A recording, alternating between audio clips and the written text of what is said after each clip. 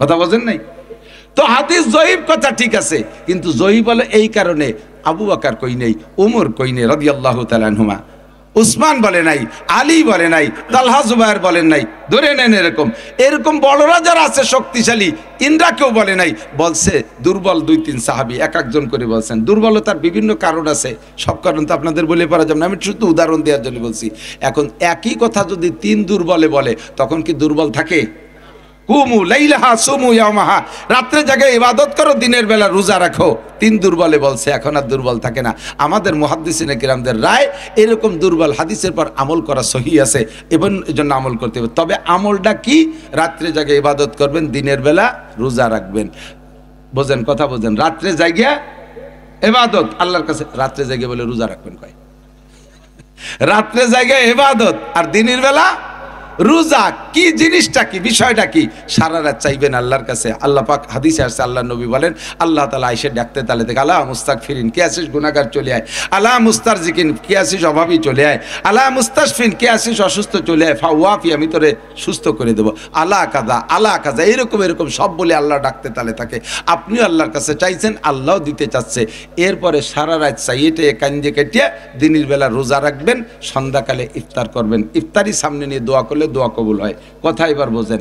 এই শবে বরাতের কোন জায়গা হালুয়া খাতে হবে, রুটি খাতে হবে, গরু মারতে হবে, পোলট্রি মারতে হবে, এ কোনো জায়গা নাই। এই শবে বরাতটা উপলক্ষে না খাওয়া, কান্নাকাটি আর না খাওয়ার দিন সেম কোয়ালিটি। এদিক থাকেন, বিগত দেখছি তো সরকারদের সময়, এই আওয়ামী লীগ সরকারের সময় এক সময় দেখলাম মাস্টাররা ধর্মঘট করছে, মনে আছে নাকি? প্রাইমারির মাস্টার যারা ছিলেন তারা, মাস্টাররা টোটাল মাস্টাররা ধর্মঘট করছে। এ বাড়াতে হবে, ও বাড়াতে হবে, সে বাড়াতে হবে, কতদিন পর্যন্ত এই মোনাজাত করিয়ে যাচ্ছে। তা মোটে প্রধানমন্ত্রী মোনাজাত কবুল করেই না। লাস্ট ফিনিশিং যাইয়া সব মাস্টাররা যাইয়া পল্টনে যাইয়া অনাশন ধর্মঘট, পেটের উপরে থাল একখান থুয়েছি শুয়ে রয়েছে, দোয়া কবুল না হলি খাবো না, বাড়ি যাব না, এই বলে কাপটি ধরে রয়েছে। কিছু কিছু চালাক মাস্টার গোপনে গোপনে যে চারটে খাই এসে আবার থালছে পেটের পর থুয়েছি শুয়ে রয়েছে। আর বেশ কিছু জন 30 জনের মতো শুনলাম, খুব কঠিন। এই 30 জন সম্পর্কে সাংবাদিকরা বলছে যে ওনরা সম্ভবত মারাই যাবে, 3 দিন কিচ্ছু খায় না।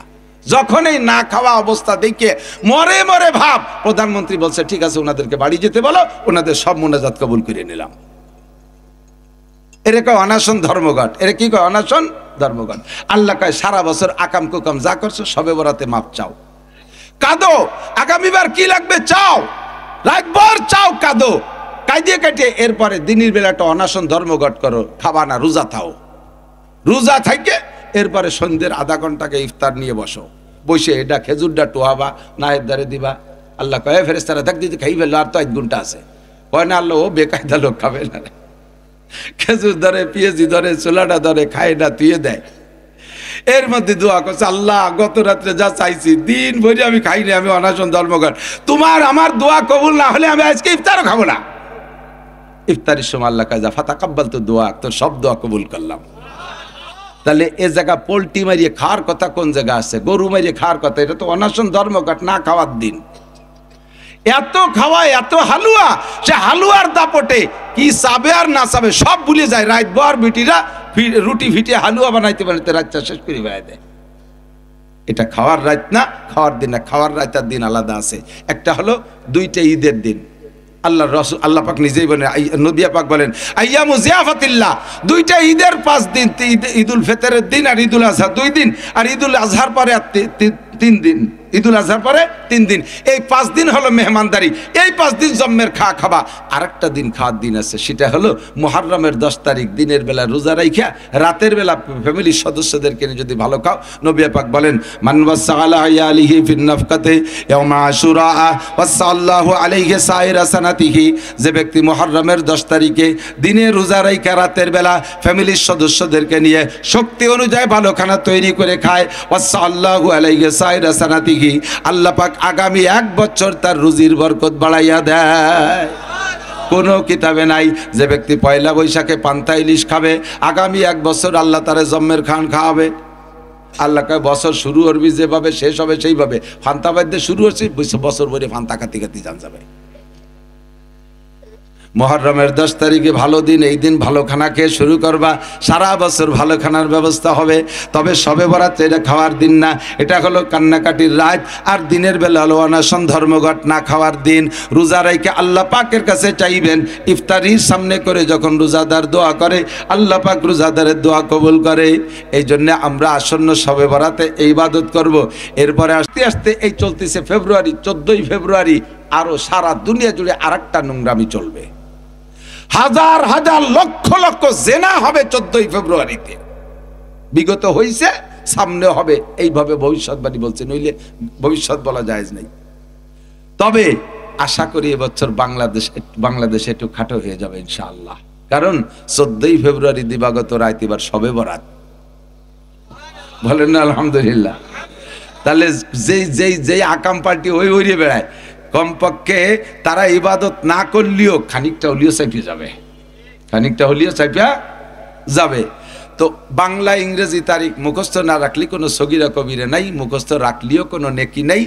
আরবি মাসগুলো মুখস্থ রাখা সুন্নতে মুআক্কাদায়ে কিফায়া, আর এর তারিখও মুখস্থ রাখা সুন্নতে মুআক্কাদায়ে কিফায়া, যার সাথে আমাদের মুসলমানদের অনেক ইবাদত সম্পৃক্ত, ঠিক কি না? শবে বরাত কোন মাসে? 34 মাসে, ফেব্রুয়ারি মাসে, জানুয়ারি মাসে, শাবান মাসে। কি মাসে? এ শাবান মাস। আষাঢ় মাসেও যদি শাবান হয় তাহলে আষাঢ়ে, পুষ মাসে শাবান হলেও পুষে, ঠিক না? শাবান মাস যে জায়গা যাবে সেই জায়গা 14ই শাবান আমাদের শবে বরাত, ঠিক কি না? রোজা হয় কি মাসে? কথা কয় না। 34 মাসে, ফাল্গুন মাসে, ফেব্রুয়ারি মাসে, রমজান মাসে। কি মাস? রমজান মাস। তাহলে আমাদের বড় ইবাদত আরবি মাসের সাথে সম্পৃক্ত, ঠিক তো? ونعوذ بالله من شرور أنفسنا وسيئات أعمالنا من يهد الله فهو المهتد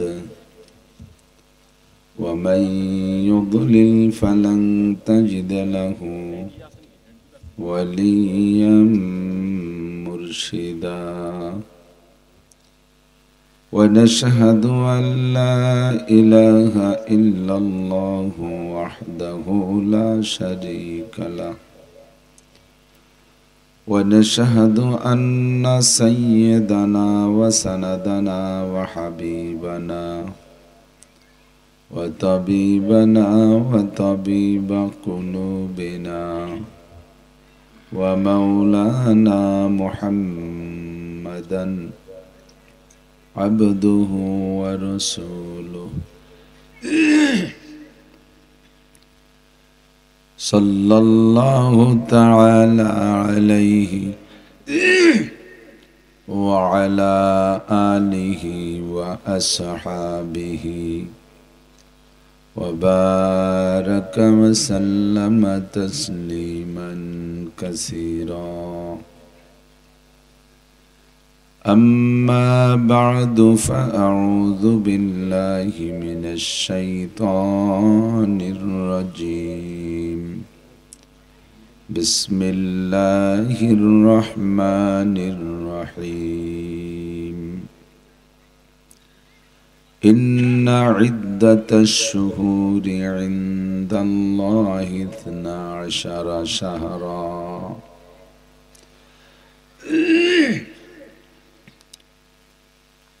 ثم قال الله تعالى شهر رمضان الذي أنزل فيه القرآن هدى للناس وبينات من الهدى والفرقان. وقال تعالى فمن شهد منكم الشهر فليصم ومن كان مريضا أو على سفر فعدة من أيام أخر يريد الله بكم اليسر ولا يريد بكم العسر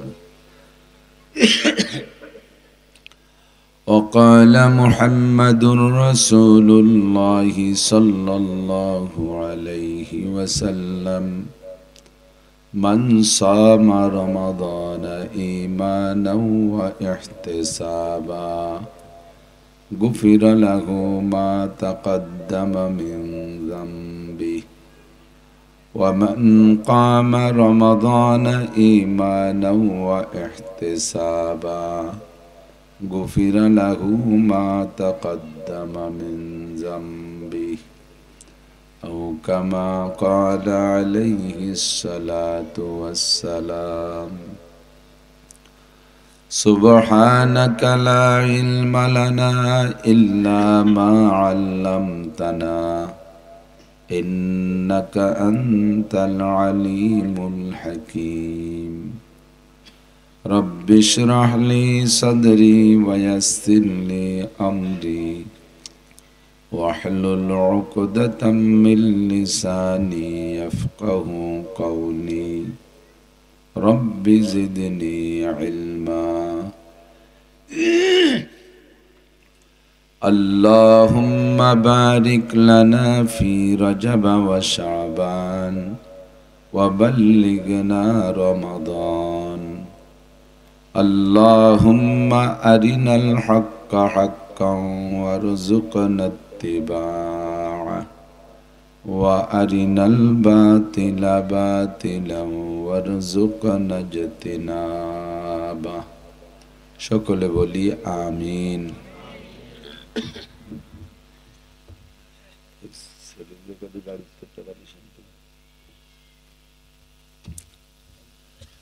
একটু দুরূদ শরীফ পড়ি। আল্লাহুম্মা সাল্লি আলা মুহাম্মাদিন ওয়া আলা আলি মুহাম্মাদ কামা সাল্লাইতা আলা ইব্রাহিম ওয়া আলা আলি ইব্রাহিম ইন্নাকা হামিদুম মাজিদ। আল্লাহুম্মা বারিক আলা মুহাম্মাদিন ওয়া আলা আলি মুহাম্মাদ كما باركت على إبراهيم وعلى آل إبراهيم إنك حميد مجيد।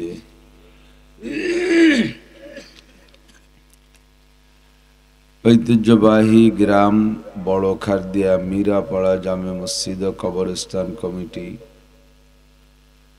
সালতা ফরিদপুরের উদ্যোগে আয়োজিত বার্ষিক ওয়াজ মাহফিল ও দোয়ার মাহফিল। মাহফিলের সম্মানিত সভাপতি হযরতুল আল্লাম শাইখুল হাদিস আল্লামা ওয়াহিদুজ্জামান কাসেমি সাহেব হাফিজাহুল্লাহ। আজকের মাহফিলের প্রধান বক্তা হযরতুল আল্লাম হযরত মাওলানা আল্লামা ইয়াহইয়া মাহমুদ সাহেব দামাত বরকাতুহু।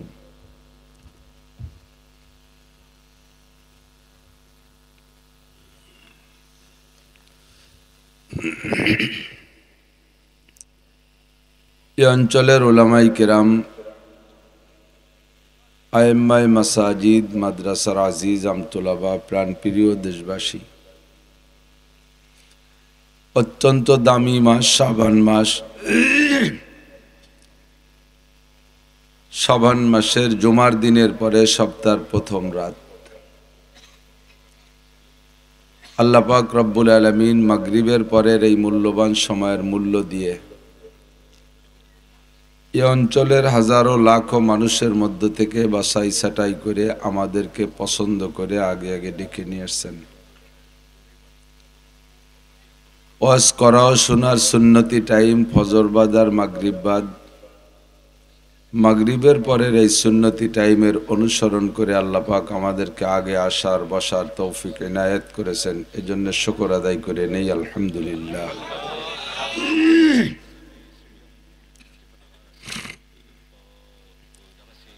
সময় সকলেরই কম, মাহফিলেরও সময় কম, আর আমাদের হায়াতেরও সময় কম। আল্লাহ পাক রব্বুল আলামিন মানুষকে অনেক কিছু জানতে সুযোগ করে দিয়েছেন, জ্ঞান দিয়েছেন, বুদ্ধি বিবেক বিবেচনা দিয়েছেন, যেই বিবেক দিয়ে জ্ঞান দিয়ে দুনিয়ায় যা ছিল না এরকম হাজারো জিনিস আবিষ্কার করেছে।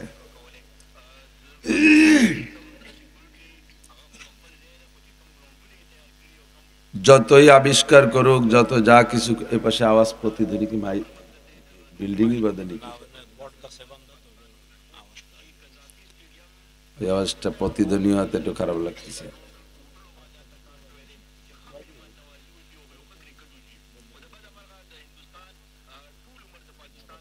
তো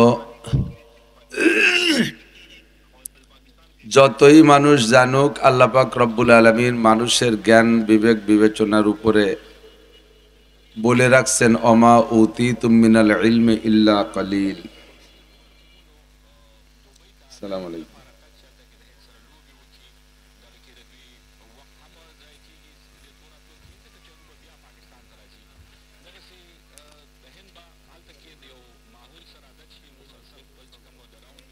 তোমরা মাইক বানাও, লাইট বানাও, কারেন্ট বানাও, কম্পিউটার বানাও,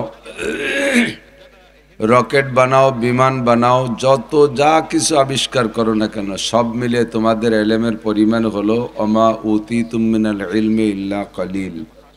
অতি সামান্য একটু জ্ঞান তোমাদেরকে দেওয়া হয়েছে। সারা দুনিয়ায় যত পানি আছে, সমস্ত পানির ভিতরে থেকে এক ফোঁটা পানি উঠাইলে এই এক ফোঁটা পরিমাণ পানি সম পরিমাণ হলো গোটা জগতের সমস্ত মানুষের ইলম আর জ্ঞান, আর সম্পূর্ণ সাগর সম পরিমাণ আল্লাহ পাক রব্বুল আলামিনের ইলম। তো আল্লাহ পাক বলেন, তোমরা সব কিছু যা তোমাদের প্রয়োজন এগুলো আবিষ্কার করতেছো, আমি তোমাদেরকে জ্ঞান দিয়েছি, তবে 5টা জিনিস আবিষ্কার করতে পারবা না। একটা হলো ইন্নাল্লাহা ইনদাহু ইলমুস সাআহ, কিয়ামত কবে হবে, গোটা দুনিয়া ধ্বংস কবে হবে, এটা কেউ কইতে পারবা না। এর নির্দিষ্ট তারিখ কেউ বলতে পারবা না।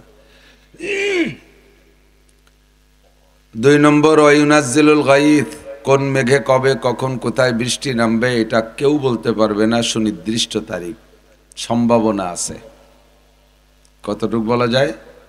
সম্ভাবনা আছে, এভাবেই তো বলে। 3 নম্বরে ওয়ায়ুনাজ্জিলুল গায়থ ওয়ায়ালামু মা ফিল আরহাম, কোন নারীর পেটে সন্তান আছে আর নাই এটা কেউ কইতে পারবে না।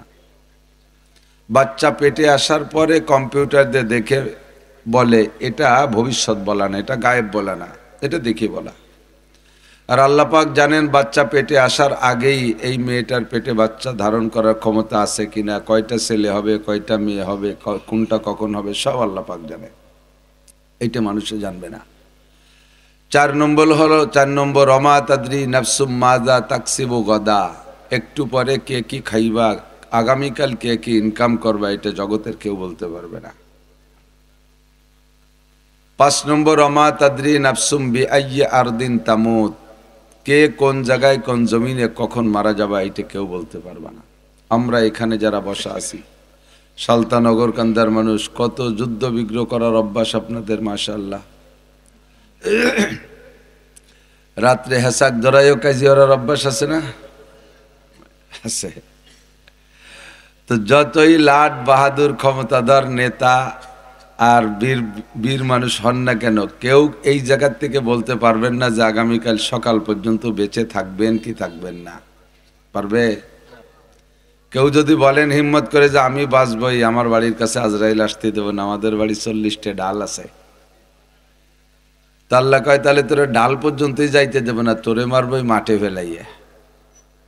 আর আল্লাহর মারতে কোনো অস্ত্র, তীর, তরবারি কিচ্ছুই লাগে না। ওয়াইদা আরাদা শাইআন আইয়াকুল লাহু কুন ফায়াকুন, আল্লাহ বলবেন কুন মাইয়াতান, তুই মরে যা, সাথে সাথে মরতে হবে। কাজেই আমার হায়াতের গ্যারান্টি ওয়ারেন্টি বিলকুল নাই, আমার হায়াত কতটুক জানি না। তো ধরে নেওয়া যাবে যার নামে যতটুক হায়াত বরাদ্দ আছে ততটুক পাওয়া হয়ে গেছে, সামনে আর একটুও পাবো কিনা কাহারও জানা নাই। তো এই অল্প একটু সময়ের ভিতরে আমাকে ইনকাম করে নিতে হবে বিশাল আখেরাতের নিয়ামত। আমরা একবার যারা অন্তর থেকে বিশ্বাস করে কলেমা পড়েছি, অবশ্যই এখানে যারা বসা আছি সকলেই কলেমা পড়া মানুষ। তারপরেও নবী পাক বলেন, সর্বক্ষণ তুমি কলেমা পড়ে রেডি থাকো, মান কানা আখিরু কালামিহি লা ইলাহা ইল্লাল্লাহ ফাদাখালাল জান্নাহ, প্রত্যেকটা মানুষের শেষ কলেমা হইতে হবে লা ইলাহা ইল্লাল্লাহ। হুজুর আলাইহিস সালাতু ওয়াসসালাম নিজেও জীবনের শেষ কলেমা মরণের আগে লা ইলাহা ইল্লাল্লাহর তাকাজা করতেন, দোয়া করতেন, আল্লাহ আমার মরণের সময় কলেমা লা ইলাহা ইল্লাল্লাহ নসিব হোক। সাহাবাই কিরাম দোয়া করতেন, বুজুর্গানে দিন দোয়া করতেন। সকল মুসলমানের একই দাবি, আগে পরে যা করি না করি যেন জীবনের শেষ কলেমাটা হয় লা ইলাহা ইল্লাল্লাহ। এজন্য সর্বক্ষণ প্রস্তুত থাকতে হয়। আমাদের বাংলাদেশের বড় একজন মুহাদ্দিস, বহুত উঁচু মাপের একজন মুহাদ্দিসের একটা হাদিসের ক্লাসে আমি একবার বসলাম, তো দেখলাম উনি হাদিস পড়াচ্ছেন, ফাঁকে ফাঁকে একটু সংক্ষেপ তওবা আর কলেমাটা পড়ে নিচ্ছেন। সংক্ষেপ তওবা আস্তাগফিরুল্লাহ ওয়া আতুবু ইলাইহি, আস্তাগফিরুল্লাহ ওয়া আতুবু ইলাইহি। তওবাটা অন্তর থেকে করা থাকলে বিগতর সমস্ত গুনাহ মাফ। আর মরণের জন্য সঙ্গে সঙ্গে ইস্তেগফারের সাথে ছোট্ট করে কলেমা পড়েন লা ইলাহা ইল্লাল্লাহ, আস্তাগফিরুল্লাহ ওয়া আতুবু ইলাইহি, লা ইলাহা ইল্লাল্লাহ। এই কই আবার পড়ায়, আবার কিছুক্ষণ পড়ায়, আবার ফাঁকে একবার পড়ে নেয় আস্তাগফিরুল্লাহ ওয়া আতুবু ইলাইহি, লা ইলাহা ইল্লাল্লাহ। আমার যা ভুলচুক হয়ে গেছে ইস্তেগফারের মাধ্যমে আমি ক্ষমা চেয়ে নিলাম, আর সামনে মরণের জন্য আমি কলেমা পড়ে রেডি থাকলাম লা ইলাহা ইল্লাল্লাহ।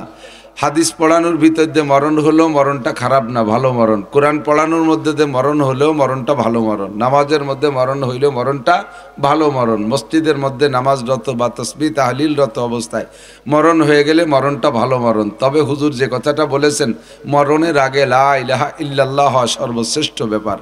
এজন্য উনি হাদিস কোরআন পড়ানোর ফাঁকে ফাঁকে লা ইলাহা ইল্লাল্লাহ পড়ে রেডি থাকেন। যদি এখনই চলে যেতে হয় তাহলে কোনো সমস্যা নেই। আমি কখন কোন জায়গায় মারা যাব আমি জানি না, আমার হায়াত একেবারেই কম, তো অল্প একটু হায়াতের ভিতরে আমাকে ইনকাম করতে হবে। কি আল্লাহ পাক রব্বুল আলামিন বলেছেন, নবী পাক বলেছেন, যে ব্যক্তি কলেমা পড়লো অন্তর থেকে লা ইলাহা, আরেকবার পড়ে নেই, লা ইলাহা ইল্লাল্লাহু মুহাম্মাদুর রাসূলুল্লাহ। কলেমা যারা বিশ্বাসের সাথে পড়েছি, তর্জমা তো জানি অবশ্যই, আল্লাহ ছাড়া কোনো মাবুদ নেই, আর আমাদের জন্য কিয়ামত পর্যন্ত সমস্ত মানুষের নবী মুহাম্মাদুর রাসূলুল্লাহ সাল্লাল্লাহু আলাইহি সাল্লাম। এই কলেমায় বিশ্বাস করে যারা কলেমা পড়ছে তার জন্য জান্নাত ওয়াজিব হয়ে গেছে। কাজে আপনারা যারা আমরা পড়লাম কলেমা, আপনারা জান্নাতে যাবেনই, এর মধ্যে কোনো সন্দেহ নেই। নিশ্চিত থাকেন এ ব্যাপারে যে অবশ্যই খোদার কসম দিয়ে বলবো আপনারা সবাই জান্নাতি। এমনি আকাম কুকাম যা করছেন এর কারণে ট্রাক ছোটো বাড়ি দুড়ি কিছু খাওয়া লাগতে পারে, সেটা ভিন্ন, তবে জান্নাতে যাবেন এর মধ্যে সন্দেহ নেই। কলেমার বদৌলতে জান্নাতে যাবেনই, কোনো সন্দেহ নেই। তো জান্নাতে যাবেন এই কলেমার দ্বারা পাইলেন কি? জান্নাতের ভিতরেই দুনিয়া সমপরিমাণ, কমপক্ষে সবচাইতে গরিব জান্নাতি, যে ছোট জান্নাতি, যার জান্নাতের পরিমাণ ছোট হবে, সেই দুনিয়ার মতো 10 দুনিয়া সমপরিমাণ জায়গা পেয়ে গেছেন। কলেমা পড়ার সাথে সাথে আপনার নামে এত বড় এক দাগ জমি দলিল হয়ে গেছে, এ নিয়ে কোনো চিন্তা নাই। রেকর্ড পর্চা, SARS BRS CS সব কমপ্লিট। এর জন্য 33 ধারার মামলাও করা লাগবে না, বটরা মামলাও করা লাগবে না। যত বড় জমি ভাগে পাইলাম, পেয়ে গেলাম, ছেলে মেয়ের টুকাবার কোন পাশে আলাদা দেয়া লাগেনি, কেউ যার যারটা সেই পাবে। কিন্তু জমিটা হলো ফাঁকা। জমি কি ফাঁকা, একেবারে চিটিয়াল ময়দান। পেঁয়াজ লাগানোর আগে যেমন ফাঁকা সাদা ছিল, এইরকম ফাঁকা জমি, কোথাও কোনো একটা গাছপালা দুগলো মুগলো কিচ্ছু নাই। এখন ওর ভিতরে আপনার যা যা দরকার ওটা এখান থেকে কামাই করে নিতে হবে। ওই ফাঁকা জমিতে আপনার বিল্ডিংয়ের দরকার, এখান থেকে বানাতে হবে। ওর মধ্যে গাছপালা দরকার, এখান থেকে বানাবেন। ওর মধ্যে নদ নদী খালবিলের দরকার, পুকুরের দরকার, সব এখান থেকে বানাই নিতে হবে। তো কিভাবে বানাবেন? এক একটা আমলের ওসিলায় আল্লাহ তাআলা এক এক প্রকার নিয়ামত ওর মধ্যে দান করবেন। একবার বলি সুবহানাল্লাহ। এর দ্বারা গাছপালা লাগানো হচ্ছে, বলেন আলহামদুলিল্লাহ। এই গাছ আরো বাড়তে তালে আছে। আল্লাহু আকবার। এটাও জান্নাতের মধ্যে গাছ লাগানোর তসবিহ। এগুলো গাছের বীজ। সুবহানাল্লাহ বললে গাছ লাগানো হয়, আলহামদুলিল্লাহ বললে গাছ লাগানো হয়, আল্লাহু আকবার বললে গাছ লাগানো হয়। গাছ কিন্তু আবার আমাদের দেশের কাঁটাওয়ালা বাবরা গাছ না, যে বেত বাগান লাগাইছিল ওর মধ্যে দিয়ে আটা গেল না, এরকম ঝামেলা করা লাগবে না। সব গাছগুলো ফলদার গাছ, এক একটা গাছে 1000 রকমের ফল হবে। বলি সুবহানাল্লাহ। যতবার বলবেন অতবার এমন একটা গাছ লাগানো হয়ে যাবে। তবে গাছটা লাগানোর সিস্টেমও ভিন্ন।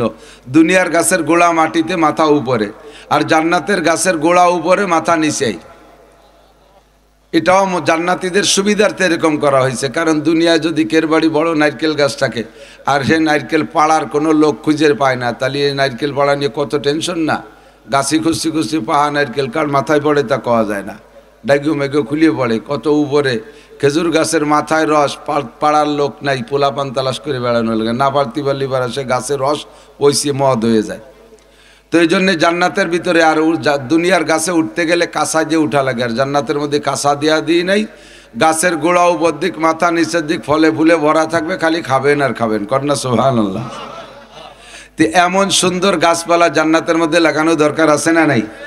যতবার বসে বসে তসবিহ পড়বেন জান্নাতের মধ্যে গাছ লাগানো হবে। এবার বিল্ডিং এর দরকার, গাছতলা তো থাকা যায় না, থাকলে থাকবেন, জান্নাতের গাছতলাও থাকা যাবে, সমস্যা নেই, তবে বিল্ডিং এরও দরকার। তো জান্নাতের বিল্ডিং ঘরবাড়ি বানাবেন কি দিয়া? কোরআন শরীফের আয়াত দিয়ে ঘরবাড়ি বানাবেন। জান্নাতের ঘরবাড়ি কিসে হবে? কোরআন শরীফের আয়াতের দ্বারা হবে। একটা বিল্ডিং এখন ছোট্ট করে বানাই ফেলি, পারবেন এখনই? বিসমিল্লাহির রহমানির রহিম, ইন্না আতাইনাকাল কাউসার ফাসাল্লি লিরাব্বিকা ওয়ানহার ইন্না শানিয়াকা হুয়াল আবতার। 3 আয়াত না? আর বিসমিল্লাহ 1 আয়াত। তো বিসমিল্লাহ সহ সূরা কাউসার পড়ছি, 4 আয়াত হয়ে গেছে। আল্লাহর কসম, এক্ষুনি জান্নাতের মধ্যে 4 তলে একটা দালান হয়ে গেছে। দালানটায় কয় ইউনিট? মোটামুটি সাইজের বিল্ডিং বানায়, মানুষের বিল্ডিং বানায় 3 ইউনিটের হিসাব করে বেশিরভাগ। ঢুকেই একটা ইউনিট, ডাইনিং বামে 2টা ইউনিট করে। তো জান্নাতের ভিতরে আপনার এই যে ছোট বিল্ডিংটা বানাইলেন, এখন এর 1 তলার ভিতরে কতগুলো রুম হবে? আপনার দুনিয়ায় যত আপনজন মহব্বতের মানুষ, মা বাপ, দাদা দাদি, নানা নানি, শ্বশুর শাশুড়ি, আত্মীয় স্বজন, পাড়া প্রতিবেশী, নাতি নাতকুরো, ভাই বোন, ভাবি সাবি যা আছে, উস্তাদ শাগরেদ, পীর মোর্শেদ, ছাত্র ছাত্রভাই, কর্মজীবনের সাথীরা, যাদের সাথে জীবনে একদিনও কোনো জায়গা বসে বসে খুশি খুশি চা খাই করছেন, এই সব মানুষ যদি জান্নাতি হয় আর ওরা যদি আপনার জান্নাতে বেড়াইতে আসে, 1 তলার ভিতরে যে রুম হবে প্রত্যেকটা আলাদা আলাদা রুম দেওয়ার পরও রুম থেকে যাবে। আমাদের এই ফরিদপুর আর গোপালগঞ্জে বাটার ইট না, এই ইট আবার আলাদা কায়দা। লাবিনাতু মিন ফিদ্দা, লাবিনাতু মিন যাহাব। একটা ইট হবে স্বর্ণের, একটা ইট হবে রূপার। বলি সুবহানাল্লাহ। সুবহানাল্লাহ বলে বলে গাছ লাগাবেন আর কোরআন শরীফ পড়ে পড়ে দালান বানাবেন। আল্লাহর রাসূল বলেন, ইকালু লিসাহিবিল কুরআন ইকরা ওয়ারতাকি ওয়ারাতিল কামা কুনতা তুরাতিলু ফিদ দুনিয়া ফাইন্না মানজিলাকা ইনদা আখিরি আয়াতিন তাকরাউহা। তুমি দুনিয়ায় যতগুলো আয়াত তেলাওয়াত করেছিলে, এই আয়াতগুলো জান্নাতের মধ্যে বসে বসে তেলাওয়াত করো, পড়তে রহো। উর্দুতে বলে, উর্দু তরজমা, পড়তে রহো আর চলতে রহো, পড়তে থাকো আর উঠতে থাকো। তুমি যত আয়াত পড়ে শোনাবা, তোমার বিল্ডিংয়ের তলা অত হবে। পুরো কোরআন শরীফ যদি পড়ে ফেলেন, তাহলে আপনার বিল্ডিংয়ের ভিতর জান্নাতের মধ্যে কোরআন শরীফের আয়াত সংখ্যা পরিমাণ 6666 হোক আর 6236 হোক, যাই হোক, এই আয়াত সংখ্যা পরিমাণ বিল্ডিং হয়ে যাবে জান্নাতে। এবার আপনি ওই বিল্ডিংয়ে উঠবেন, বিল্ডিংয়ের কোনো সিঁড়িও নাই, লিফটও নাই। এত উপরের বিল্ডিংয়ে উঁচু তলায় কীভাবে উঠবেন? ওই কোরআন শরীফ হবে আপনার সাথী, কোরআন শরীফ আপনার সাথে থাকবে। যে নম্বর তালায় উঠবেন, ওই নম্বর আয়াতটা পড়বেন, আর ওই আয়াতে আপনাকে সেই তালায় পৌঁছাই দেবে। কথাগুলো একেবারে কেমন যেন ফাও গল্প গল্প মনে আসছে। দুনিয়ার এত টাকা দিয়ে সিঁড়ি বানায়, রানিং সিঁড়ি, অটো সিঁড়ি, কারেন্টের সিঁড়ি, তাই কয়েকদিন পর নষ্ট হয়ে যায়। আর এই জায়গা বিনি সিঁড়িতে এত তালা জ্বালানে উঠবো। এজন্য আল্লাহ পাক বলেন, আদাতুল ইবাদিয়াস সালিহিন মা লা আইনুন রাআত ওয়ালা উযুনুন সামিআত ওয়ালা খাতার আলা কলবি বাশার। আমি আমার নেককার ইমানদার পরহেজগার বান্দাবান্দীদের জন্য জান্নাতের মধ্যে এমন নিয়ামত তৈরি করে রেখেছি, যা জীবনেও কোনো দিন চোখে দেখো নাই। ওয়ালা উযুনুন সামিআত, কোনো কানও তার বর্ণনা শোনে নাই। ওয়ালা খাতার আলা কলবি বাশার। যদি উলামায়ে কিরাম জান্নাতের আংশিক বিবরণ তোমাদেরকে বলে, তোমাদের মেনে নিতেও কষ্ট হবে। কি বলে, এত সুন্দর কিভাবে হয়, এত সুন্দর কিভাবে হয়? যেমন ছোট্ট একটা হাদিসে আছে, আল্লাহ নবী বলেন, জান্নাতের ভিতরে পুরুষদেরকে প্রথম দিন যেদিন জান্নাতে যাবে, প্রথম যেদিন জান্নাতে ঢুকবেন, ওই দিন এক একজন পুরুষকে 72 জন করে স্ত্রী হুর দেওয়া হবে। কতজন? এই ভাষা লাগে কম হয়ে গেছে, সুবহানাল্লাহ কইনি। কম যদি হয় তাহলে প্রত্যেক মাসে আবার 1000 করে বিয়ে করবা, প্রত্যেক মাসে 1000 করে বিয়ে করার অনুমতি থাকবে। এই স্ত্রীরা যত গুণ আছে সব গুণ বর্ণনা করে শেষ করা যাবে না। ছোট্ট একটা বৈশিষ্ট্য তাদের মুখের লালা হবে এত মিঠা, লাউ বাদাকাত ফিল বাহরি লাকানাত আহলা মিনাল আসাল। জান্নাতি হুররা যদি দুনিয়ায় আইসা জিহ্বা থেকে 1 ফোঁটা লালা দুনিয়ার কোনো পানিতে ফেলে দিত, সারা দুনিয়ার পানি মধুর চাইতে মিঠা হয়ে যাইত। আপনারা মোমেন মুসলমান বিদায় কথা বিশ্বাস করে সুবহানাল্লাহ বলে ফেলাইছেন। যদি একে প্রতিবাদের সুরে আপনি প্রশ্ন করতে চান, তাহলে আপনার কাছে কঠিন প্রশ্ন আছে। সারা দুনিয়ায় যত সুগার মিল আছে, চিনির কল, যত চিনি বানায় নিমেষে আছে না কারখানা, হাজার হাজার হাজার হাজার, সারা দুনিয়ার সমস্ত সুগার মিল, চিনির কলের চিনি প্রোডাকশনের পরে শুরু থেকে শেষ পর্যন্ত যতদিন মেশিন চলে, যতদিন দুনিয়ায় আখ কুশোর আছে, এতদিন চিনি বানাইয়া খালি আমাকে পদ্মা নদীতে ডালে, তাতে কি পদ্মার পানি মিঠে বানাতে পারবে? তাহলে সারা দুনিয়ার চিনি দিয়ে 1 গাঙ্গের পানি মিঠে বানাতে পারি না। আর কত বড় ভাও কথা, 1 বিটে একটু স্যাপ ফেলাই দেবে, সারা দুনিয়ার পানি মধুর সে মিঠে হয়ে যাবে। তবে এই কথাটা ফাও কথা না আসল কথা, একটু কর না, ফাও কথা না আসল কথা? আসল কথা আমি ইন্না লিল্লাহি ওয়া ইন্না ইলাইহি, কারেন্ট যা দোয়া পড়েন, ইন্না লিল্লাহি ওয়া ইন্না ইলাইহি রাজিউন। আল্লাহ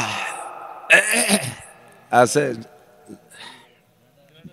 এই যে চালান হয়ে গেছে, ওরা অ্যাক্টিভ, খুব অ্যাক্টিভ আছে, মাশাআল্লাহ, জাযাকুমুল্লাহ।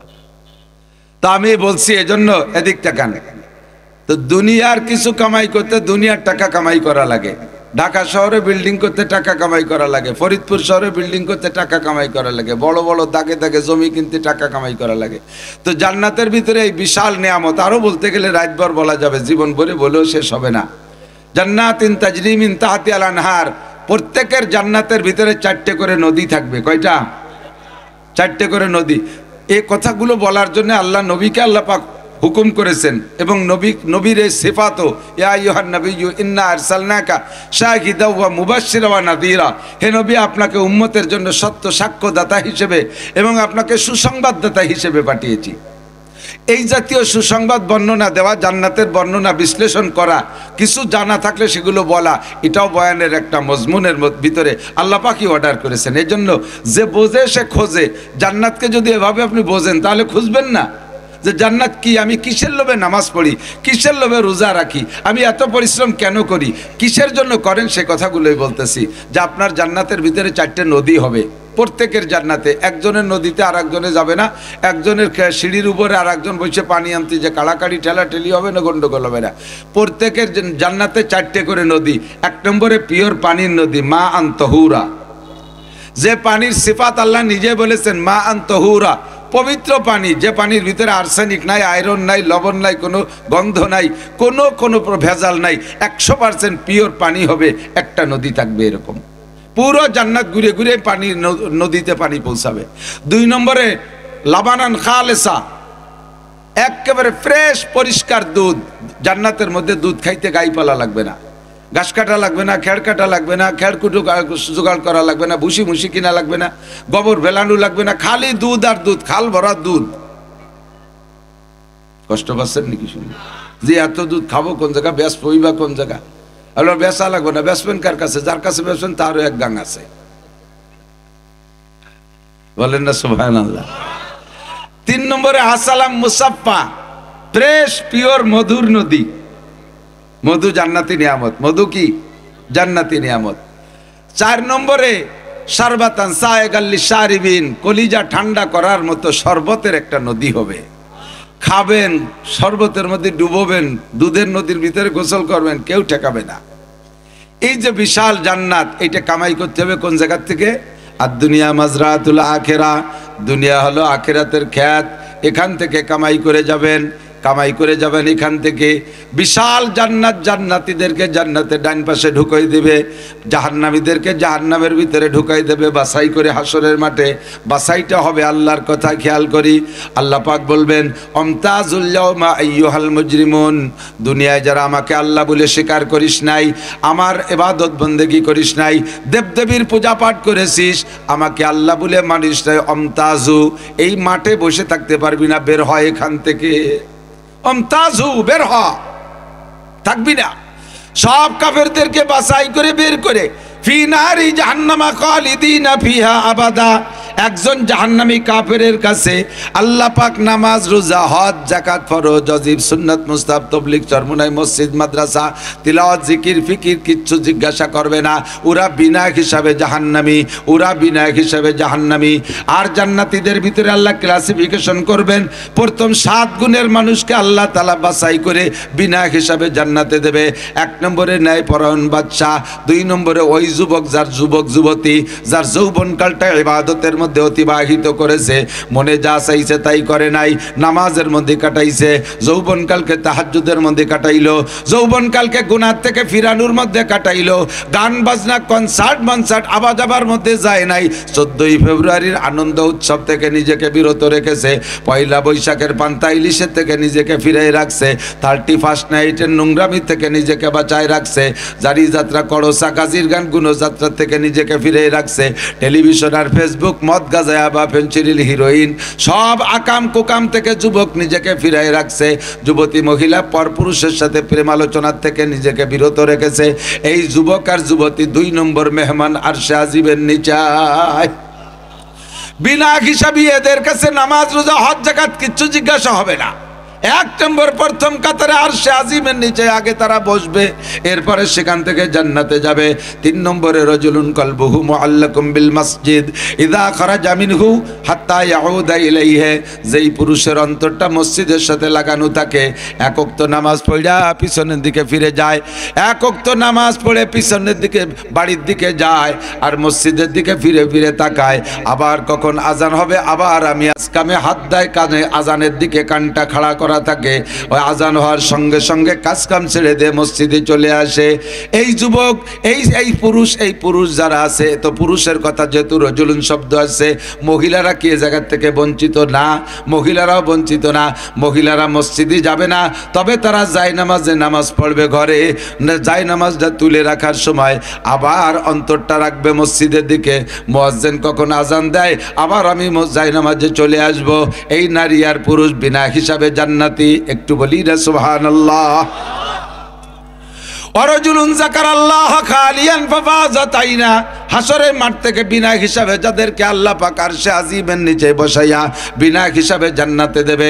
4 নম্বর হলো রাজুলুন যাকারাল্লাহ খালিয়ান ফাফাযাত আইনা, যে সময় রাতের বেলা সব মানুষ নিঝুম ঘুমিয়ে আছে, এক শ্রেণীর মানুষ ওই ঘুমের মধ্যে থেকে ওঠে, তাতাজাফা জুনুবুহুম আনিল মাদাজি ইয়াদউনা রাব্বাহুম খাওফান ওয়া তামা, আরামের বিছানা গায়ের থেকে কম্বলটা সরানো বহুত বড় কঠিন ব্যাপার। শীতের রাত্রে কতক্ষণ গায়ের থেকে গরম ল্যাপটা সরাইয়া ঠান্ডা পানির মধ্যে ডুব দিতে হবে। প্রয়োজনে যদি গোসল ফরজ হয় ঠান্ডা পানিতে গোসল করতে হবে। আরামের ল্যাপ কম্বলে ফেলে রেখে ঠান্ডা পানিতে গোসল করা বহুত বড় মুজাহাদা। ময়দানে যে কাফেরের সাথে যুদ্ধ করা যত কঠিন, তার চেয়ে খুব একটা কঠিন না, তার চেয়ে খুব একটা কঠিন না। এই সময় আপনি যদি বিছানার থেকে উঠতে পারেন, আল্লাহ পাক রব্বুল আলামিন আপনাকে আল্লাহু আকবার আরশে আজিমের নিচে তার ভিআইপি মেহমানদের 4 নম্বর কাতারে বসায় দেবে। তাহাজ্জুদ পড়া মালিকের কাছে দোয়া করবেন, তাতাজাফা জুনুবুহুম আনিল মাদাজি ইয়াদউনা রাব্বাহুম খাওফান ওয়া তামা, দোয়া করবে রবের কাছে খৌফের সাথে, ভয়ের সাথে, ওয়া তামার আশার সাথে। আল ঈমানু বাইনাল খাউফি ওয়ার রাজা, ঈমান হলো আশা আর ভয়। কথা বলেন, আশা আর ভয় দুটোর মাঝখানে ঈমান। শুধু আশা করে বসে থাকে সেটাও বেঈমানির লক্ষণ, আবার শুধু ভয়ই পায় ভয় পাইয়ে সরিয়ে থাকে সেটাও আর একটা বেঈমানির লক্ষণ। আশাও থাকবে, ভয়ও থাকবে। খলিফাতুল মুসলিমিন হযরত ওমর ইবনে খাত্তাব তখন খলিফা হয়নি, হুজুরের কাছে একদিন আইসা কাঁদতে লম্বা একটা মানুষ আইসা বোকার মতো কাঁদতেছে। হুজুর কয়, ওমর কান্দেন কে? কয়, ভয় হচ্ছে। কেন্দ্রে কেন্দ্রে আমার ভয় হতেছে। কিসের ভয় করতেছে? আমার ভয় লাগতেছে যে কিয়ামতের মাঠে যদি এই কোটি কোটি মানুষের মধ্যে আল্লাহ তাআলা একটা এলান দেয়, একটা ঘোষণা দেয়, সবাই ভেস্তে যাবা, সবাই ভেস্তে যাবা, শুধু একটা মানুষ ভেস্তে যাবে না। হুজুর সেই মানুষটা মনে হয় আমি ওমর। একটা মানুষ শুধু দোজখে যাবে আর সব ভেস্তে যাবে, এমন ঘোষণা যদি আসে তালি সেই লোকটা মনে আমি ওমর। হুজুরকে আপনি এবারে চিনতে পারলেন কিভাবে? কয় যে হুজুর এই সাহাবা যারা আপনার সাথে আছে কেউ আপনার গলা কাটিয়ে 100 উট পুরস্কারের লোভে কোনোদিন আপনার দিকে আসে নাই, বিভিন্নভাবে নির্যাতন করছে। আমি আপনার কল্যাণিয়া 100 উটের লোভে কল্যাণিয়ার জন্য নেমে আসছিলাম। আল্লাহ যদি সেই দিনের ভিডিওটা ধরে রাখে তালি সর্বনাশ। হুজুর বললেন, ওমর লা তাহজান ওয়ালা তাখাফ, ভয় পেন না, টেনশন করেন না। কলেমা পড়ছেন না? বলে জি। কলে আল কলেমা হলো এমনই একটা কষ্টি পাথর, ওর সাথে ছোঁয়া লাগলে বিগত জীবনে সব জং পরিষ্কার হয়ে সাফ হয়ে যায়, কিচ্ছু নাই, সব সাফ, আগেরই সব মাপ। খুশিতে চলে গেছে। কয়েকদিন পর আবার ওই লম্বা মানুষটা ফেলায় হাসতে হাসতে আইছে। কয় যে হুজুর, হুজুর বলতে ওমর আজকে কি পয়সা করে কিছু পাইছেন নাকি? কোনো ভালো খবর? এত খুশি? কয় যে হুজুর আমারটা মনে খুশি ঠেকতেছে। কি খুশি? কয় আল্লাহ যদি কিয়ামতের মাঠে ঘোষণা দিয়ে যায় সব মানুষ দোজখে যাবে, একটাও ভেস্তে যাবে, সব দোজখে, শুধু একজন মানুষ ভেস্তে যাবে, নবীরা বাদে আর কি, নবীরা বাদে সব দোজখে যাবে, একজন ভেস্তে যাবে, সেই লোকটা আমি ওমর। হুজুর বললেন তোমার ঈমান আছে, আল ঈমানু বাইনাল খাউফি ওয়ার রাজা, ভয় আর আশা দুইটার মাঝে ঈমান। একসময় ভয়তে ভেঙে পড়ে, আবার একসময় ইবাদত বন্দেগী বা আল্লাহর রহমতের দিকে তাকাইয়া খুশিতে বুকটা ভরে ওঠে। এর নাম হলো ঈমান। এর নাম কি? একদল আছে শুধু ভয় পায়, আরে আল্লাহ এত গুনাহ করছি, এই কি আল্লাহ মাফ করতে পারে নাকি? মাফ যখন করবেই না তাহলে করতেই থাই, আকাম করতেই থাই। ওকে কপালে তওবা হয় না, বেশি ভয় পাই আবার বেঈমান হয়ে গেছে। আবার আর একদল আছে ওয়াল আজিজু মান আতবা নাফসাহু হাওয়াহা ওয়া তামান্না আলাল্লাহ, এদিক তাকান। আর একদল আছে বেয়াকুব, আনাড়ি, কমবক্ত, পোড়া কপালি, হতভাগ্য, মনে যা খুশি তাই করে, মাঝে মাঝে 2 কেজি জিলাপি কিনে দিয়ে একটা মিলাদ দিয়ে বেস্তের আশায় বসে থাকে। তাই না? যে সবে বরাত আসতেছে, বাইরের থেকে টুল্লা একটা হুজুরের কাছে বিয়ে মারে, হুজুর ধরিয়েন, ক্যাশ ধরায় হুজুরে দিয়ে, হুজুরে ধরাই দিয়ে কয় হুজুর আমার নামটা মিলাদ পড়ে দেন, আর আমার আব্বা আম্মা কোন জায়গায় আটকে গেছে, বেচতে জাতি বাতি জেনে না বাসে, 2 কেজি জিলাপি দিয়ে ওনাকে বেচতে পাঠাই দেন। তো তুই কয় না, আমি বিড়ি খাচ্ছি। ও বিড়ি খাচ্ছে বাইরে থেকে, ও মসজিদে যাও, ওর বাপরা বেচতে ভাটাতে 2 কেজি জিলাপি ভাটাই দিছে। বেচতে যদি এত সহজ হতো তাহলে এই বিটারা জীবনে সবকিছু বিসর্জন দিয়া 40-50 বছর বুখারীর হাদিসের মধ্যে 3টা বেতনে পড়ে থাকতো না, অত সস্তা হইলে। বেচতে যদি এত সস্তা হতো তাহলে বছর গাড়ির দিন সারা রাত দাঁড়িয়ে দাঁড়িয়ে নামাজ পড়তো না। তোমার 2 কেজি জিলাপি দিয়ে বেচতে এত সস্তা।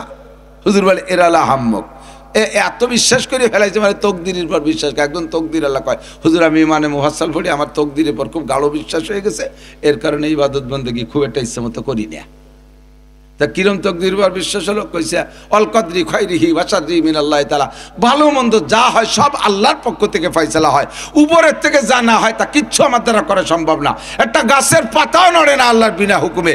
এই যে বিড়ি সিগারেট যা খাইটাই, এ আল্লাহ সব রুজিতে লেহে রাখছে বলে তো খাই। এই জায়গা আমার কি মাতুব্বারি আছে, আমার কি হাত আছে? কপালে নামাজ নাই, আল্লাহ লেখে না, এই জন্যই ভরি নিয়ে। এত কপালটা যদি বিশ্বাস করো তা আসো কপাল আনো, 2টি জুতোর বাড়ি দেখাই চলে যাও। বিশ্বাস করো যে রুজিতে 2 জুতোর বাড়ি ছিল, কালাম ফিরে আবার সেই 2 ফেরত দাও কে? ওই পর্যন্ত বিশ্বাস করে চলে যাও নাকি? যে রুজিতে জুতোর বাড়ি ছিল, খাইয়ে চলে গেলাম, সে সময় দিয়ে আবার ওই 2 ফেরত দাও, ওই 2-এর সাথে আরো 2 বাড়াই দাও, তাকে। এগুলো সব বেঈমানির লক্ষণ। তাতাজাফা জুনুবুহুম আনিল মাদাজি ইয়াদউনা রাব্বাহুম খাওফান ওয়া তামা, ওই সকল মানুষ আরশে আজিমের নিচে বিনা হিসাবে ছায়া পাইয়া বিনা হিসাবে জান্নাতে যাবে, যারা রাতের বেলা বিছানা ত্যাগ করে ওইটা ওযু গোসল যা প্রয়োজন আছে 2 রাকাত 4 রাকাত পড়া রব্বুল আলামিনের কাছে আশা ও ভয় 2টা রাইখা ক্ষমা চাইয়া চোখের পানি ফেলাই ফেলাই কান্দে। বান্দার চোখ থেকে যখন পানি পড়ে, আরশে আজিমের 8টা খুঁটি আছে, হামিলাতুল আরশ সামানিয়া ওয়া ইয়াহমিলু আরশ রাব্বিকা ফাওকাহুম ইয়াওমা ইযিন সামানিয়া, আল্লাহ পাকের আরশ বহন করে রাখে 8 জন ফেরেশতা। এই 8 জন ফেরেশতার হাতে আল্লাহর আরশের একটা খুঁটি আছে। বান্দা যখন জমিনের উপরে তওবা করে গিড়গিড়ে কাঁদে আর দু চোখ বেয়ে বেয়ে পানি পড়ে, দুইটা চোখের কেনিতে মাছির মাথা পরিমাণ পানি বের হয়, ওই সময় আল্লাহর আরশের 8টা খুঁটি থরথর করে কাঁপতে থাকে। ফেরেশতারা ডেকে বলে, রব্বুল আলামিন, তোমার আরশের খুঁটি কাঁপছে কেন? এ তো খুব জোরে কাঁপতেছে আল্লাহ, ধীরে ধীরে কম্পন আরও বাড়তেছে। জমিনের ভিতরে বান্দা যত ফুপায় ফুপায় কান্দে, প্রথম ধরেই তো চিল্লাই কান্দে না, হালকা হালকা কান্না আসে, হালকা হালকা খুঁটি নড়ে, জোরে জোরে কান্না আসে, জোরে জোরে খুঁটি নড়ে, চোখ থেকে গলগলায় পানি পড়ে, খুঁটিগুলো থরথর করে কাঁপতে থাকে। ফেরেশতারা কয়, আল্লাহ তো ধীরে ধীরে বাড়তে বাড়তে খুব জোরে কাঁপতেছে, আমাদের হাত থেকে খুঁটি ছুটে যায় নাকি বলা যায় না, কেন খুঁটি কাঁপতেছে আল্লাহ, সমস্যা কি? আল্লাহ পাক ডেকে বলেন, জমিনের উপরে আমার এক বান্দা সালতানগর কান্দার অমক গ্রামের খাদ্যের বাগানের ভিতরে, আল্লাহু আকবার, আমার এক বান্দা বাগানের মধ্যে বসে, ছোট্ট একটা কুড়ে ঘর, ওর মধ্যে বসে বসে গিড়গিড়ে কাঁদতেছে, গুনার থেকে ক্ষমা চাইতেছে, কাঁদতেছে, ওর কান্নার কারণে খুঁটি নড়তেছে। ফেরেশতারা বলে, আল্লাহ এই খুঁটি থামবে কিভাবে? আমি যদি তারে ক্ষমা করে দেই তাহলে খুঁটি থামবে। ফেরেশতারা বলবে, আল্লাহ সুপারিশ করি, এ খুঁটি হাতেতে ছুটে যাওয়ার মতো মনে হচ্ছে, তোমার বান্দারে তাড়াতাড়ি ক্ষমা করে দাও, নইলে খুঁটি ছুটে যাবে। আল্লাহ পাক বলেন, ঠিক আছে ফেরেশতারা, তোদের সুপারিশ গ্রহণ করলাম, আমার বান্দার সব গুনাহ মাফ কইরা দিলাম। চুবারার আন্দাজ পাশিমানিয়ানিন আরশেলার জাদাজ আনিনুল মুজনিবিন। আল্লামা জালালউদ্দিন রুমি রহমাতুল্লাহ আলাইহি বলেন, মারকাবে তওবা আজায়েব মারকাবাস, মারকাবে তওবা আজায়েব মারকাবাস, বরফা লাগতা জাদা বা এক লহজা পাস, চুবারার আন্দাজ পাশিমানিয়ানিন আরশেলার জাদাজ আনিনুল মুজনিবিন। গুনাহগারের চোখের পানির ওসিলায়, চোখের পানির কারণে আল্লাহর আরশের খুঁটি পর্যন্ত কাঁপতে থাকে। এই সময় যদি আপনি শেষ রাত্রে উঠে কান্দেন, ভাই গুনাহ তো কেউ করেন নাই, হ্যাঁ, এলাকার তো কেউ গুনাহগার নাই, হ্যাঁ, যদি বলা হয় সারাদিন গুনাহ করেন নাই, এরম একটা লোক আছেন কে? আশা করি কেউ বলতে পারবেন না আমি আছি। ইচ্ছায় অনিচ্ছায় দিনে 24 ঘন্টায় কোনো না গুনাহ হয়েই যায়, হয় কি হয় না? যদি বলা হয় সারাদিন একটা নেকির কাজ করো নাই, এরম কি আছো? এরম মানুষ বহু পাওয়া যাবে। সারাদিন একটা নেকির কাজও করি নাই, এরকম মানুষ বহুত আছে। কিন্তু সারাদিন একটা গুনাহ করি নাই ইয়া বলার কোনো মানুষ নাই। এই গুনাহ, এক একটা গুনার কারণে 7000 বছর জাহান্নাম, কমপক্ষে 7000 বছর জাহান্নাম। এত বড় গুনাহ কাঁধে থাকতে কেন আপনি তওবা করবেন না? আপনি কেন ভয় পাবেন না? আরে এই বর্তমান অন্তর্বর্তীকালীন সরকার আওয়ামী লীগের যাদেরকে ধরতেছে, ধরে ধরেই তো জেলে দিচ্ছে। এর তো 7000-8000 বছর জেল দেবে না, দেবে নাকি? কেউরে 2 মাস পর ছেড়ে দিচ্ছে, কেউরে 3 মাস পর ছেড়ে দিচ্ছে, কেউরে 5 বছর 7 বছর এনে রাখবে, সর্বোচ্চ ফাঁসি দিয়ে দেবে। তার বেশি আর কি করবে? এর চেয়ে বেশি আর করবে না। তার ভয়তে দেখো দেশ থেকে দেশান্তর কত পলাপলি, কত কি আত্মগোপন করা করি চলতেছে। ও দোস্ত, কত তওবা যে অন্তরের থেকে করতেছে তার আল্লাহই ভালো জানে। কিন্তু একটা গুনার কারণে 7000 বছর জাহান্নামে পড়বা। তুমি হাজার হাজার গুনাহ করে বসে রইছো, কেন তুমি তওবা করবা না? কেন তুমি কাঁদবা না? রাতের বেলায় উঠে যদি চোখের পানি বেলায় কাঁদতে পারেন, আপনার স্থান হবে আরশে আজিমের নিচে। বলি না সুবহানাল্লাহ। 5 নম্বর, রজুলানে তাহাব্বা ফিল্লাহ ইজতামা আলাইহি ওয়া তাফাররাকা আলাইহি।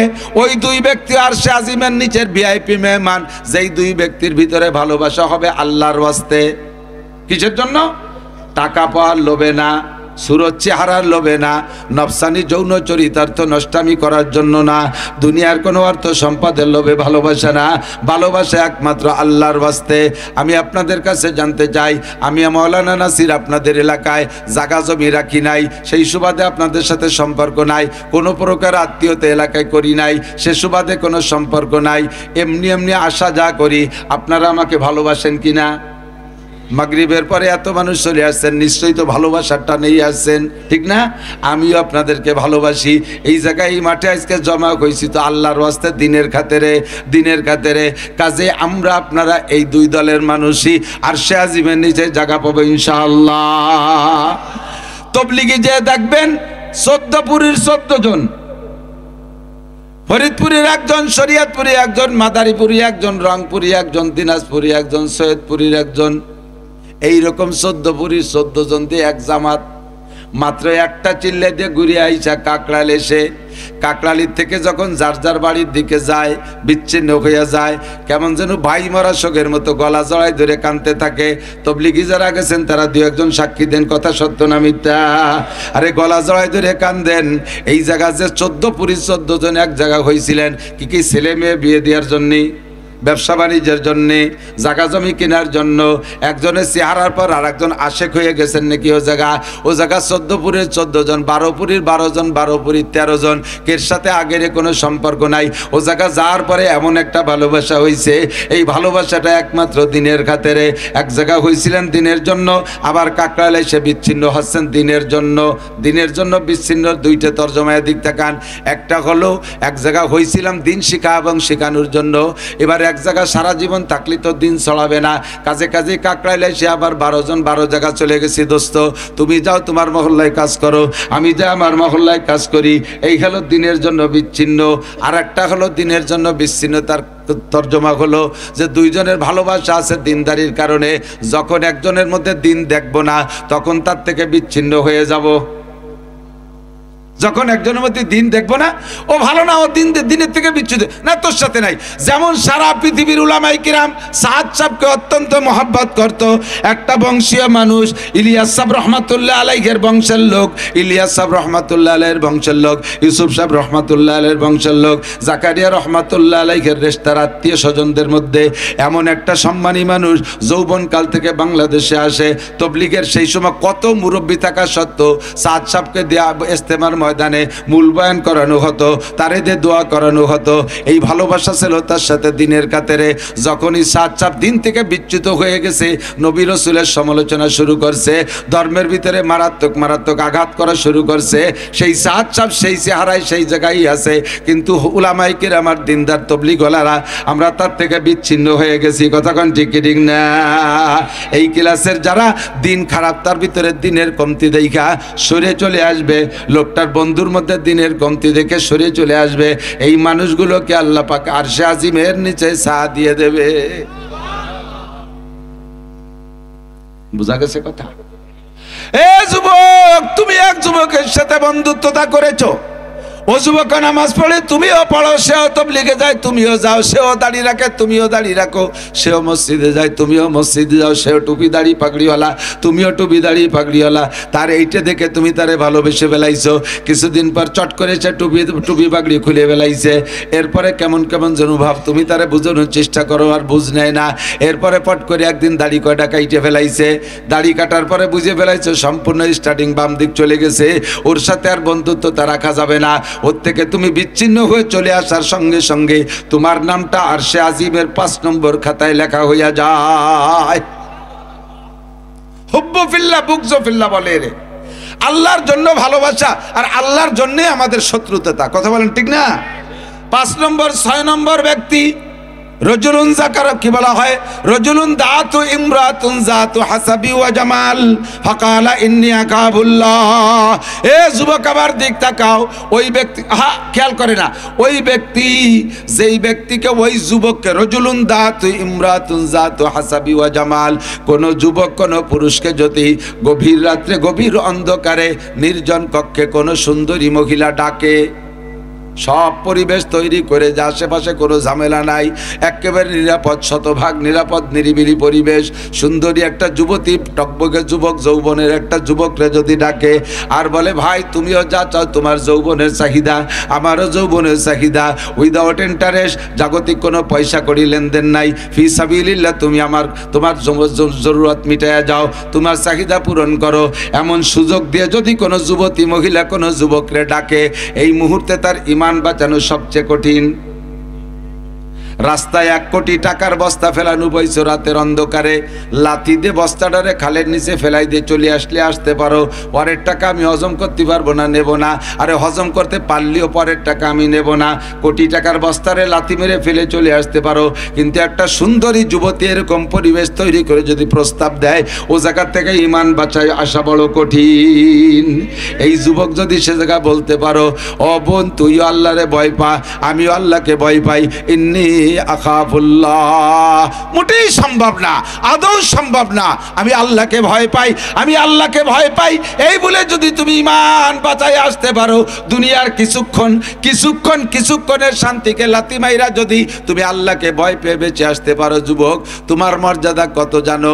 কোটি কোটি মানুষ ময়দানে চিল্লাইতে থাকবে হাসরের মাঠে, আল্লাহ পাক তোমাকে অনায়াসে হাত ধরে নিয়া আর সে আজিমের নিচে বসাইয়া দেবে। 6 নম্বর, 7 নম্বর বিনা হিসাবে জান্নাতি আর সে আজিমের নিচের মেহমান। রজুলুন তাসাদ্দাকা বিসাদকাতিন ফাআকফাহা হাত্তা লা তা'লামা শিমালুহু মা তুনফিকু ইয়ামিনুহু। ওই ব্যক্তি, যে ব্যক্তি দান করে দিনের জন্য, আল্লাহর ওয়াস্তে, হিদায়াত কি বলা হয়, জান্নাতের আশায়, নেকির আশায় দান করবে, ইখলাসের সাথে এমন ভাবে দান করবে, ডান হাতে দেবে তো বাম হাতে জানবে না, ডান হাতে দেবে তো বাম হাতে জানবে না। কথাটা একটু বুঝে নিতে হবে। এই ওয়াজ আপনারা বহু শুনেছেন, শোনার কারণে অনেকে আবার জায়গায় জায়গায় শক্ত হয়ে যায়। মজলিসের মধ্যে যদি কোনো জায়গায় কালেকশন হয়, সে সময় উনি চুপ করে তাকে দেয় না, কয় যে এখন দিলি তো ডাইনাত বামাত কত মানুষ জানিয়ে যাবে, এই জন্য এখন দেবো না। এই ডান হাতে দেবে বাম হাতে জানবে না তর্জমা এইটা না যে মজলিসের মধ্যে চাইলাম আর আপনি 1000 2000 টাকা বললেন, এতে আপনার নেকি কমবে আর আরশে আযমি নিচের মেহমানের থেকে নাম কেটে যাবে, তা না। এই ডান হাতে দেওয়া বাম হাতে না জানার তর্জমা হলো, এখানে দেওয়ার সময় দেবেন, পরে যাইয়ে গল্প মারিয়ে বেড়াবেন না। হ্যাঁ, দুটো কম্বল দিয়ে ক্যামেরা নিয়ে এসেছে 30টি, এর নাম হলো ডাইন হাতে দিয়ে বাম হাতে জানা।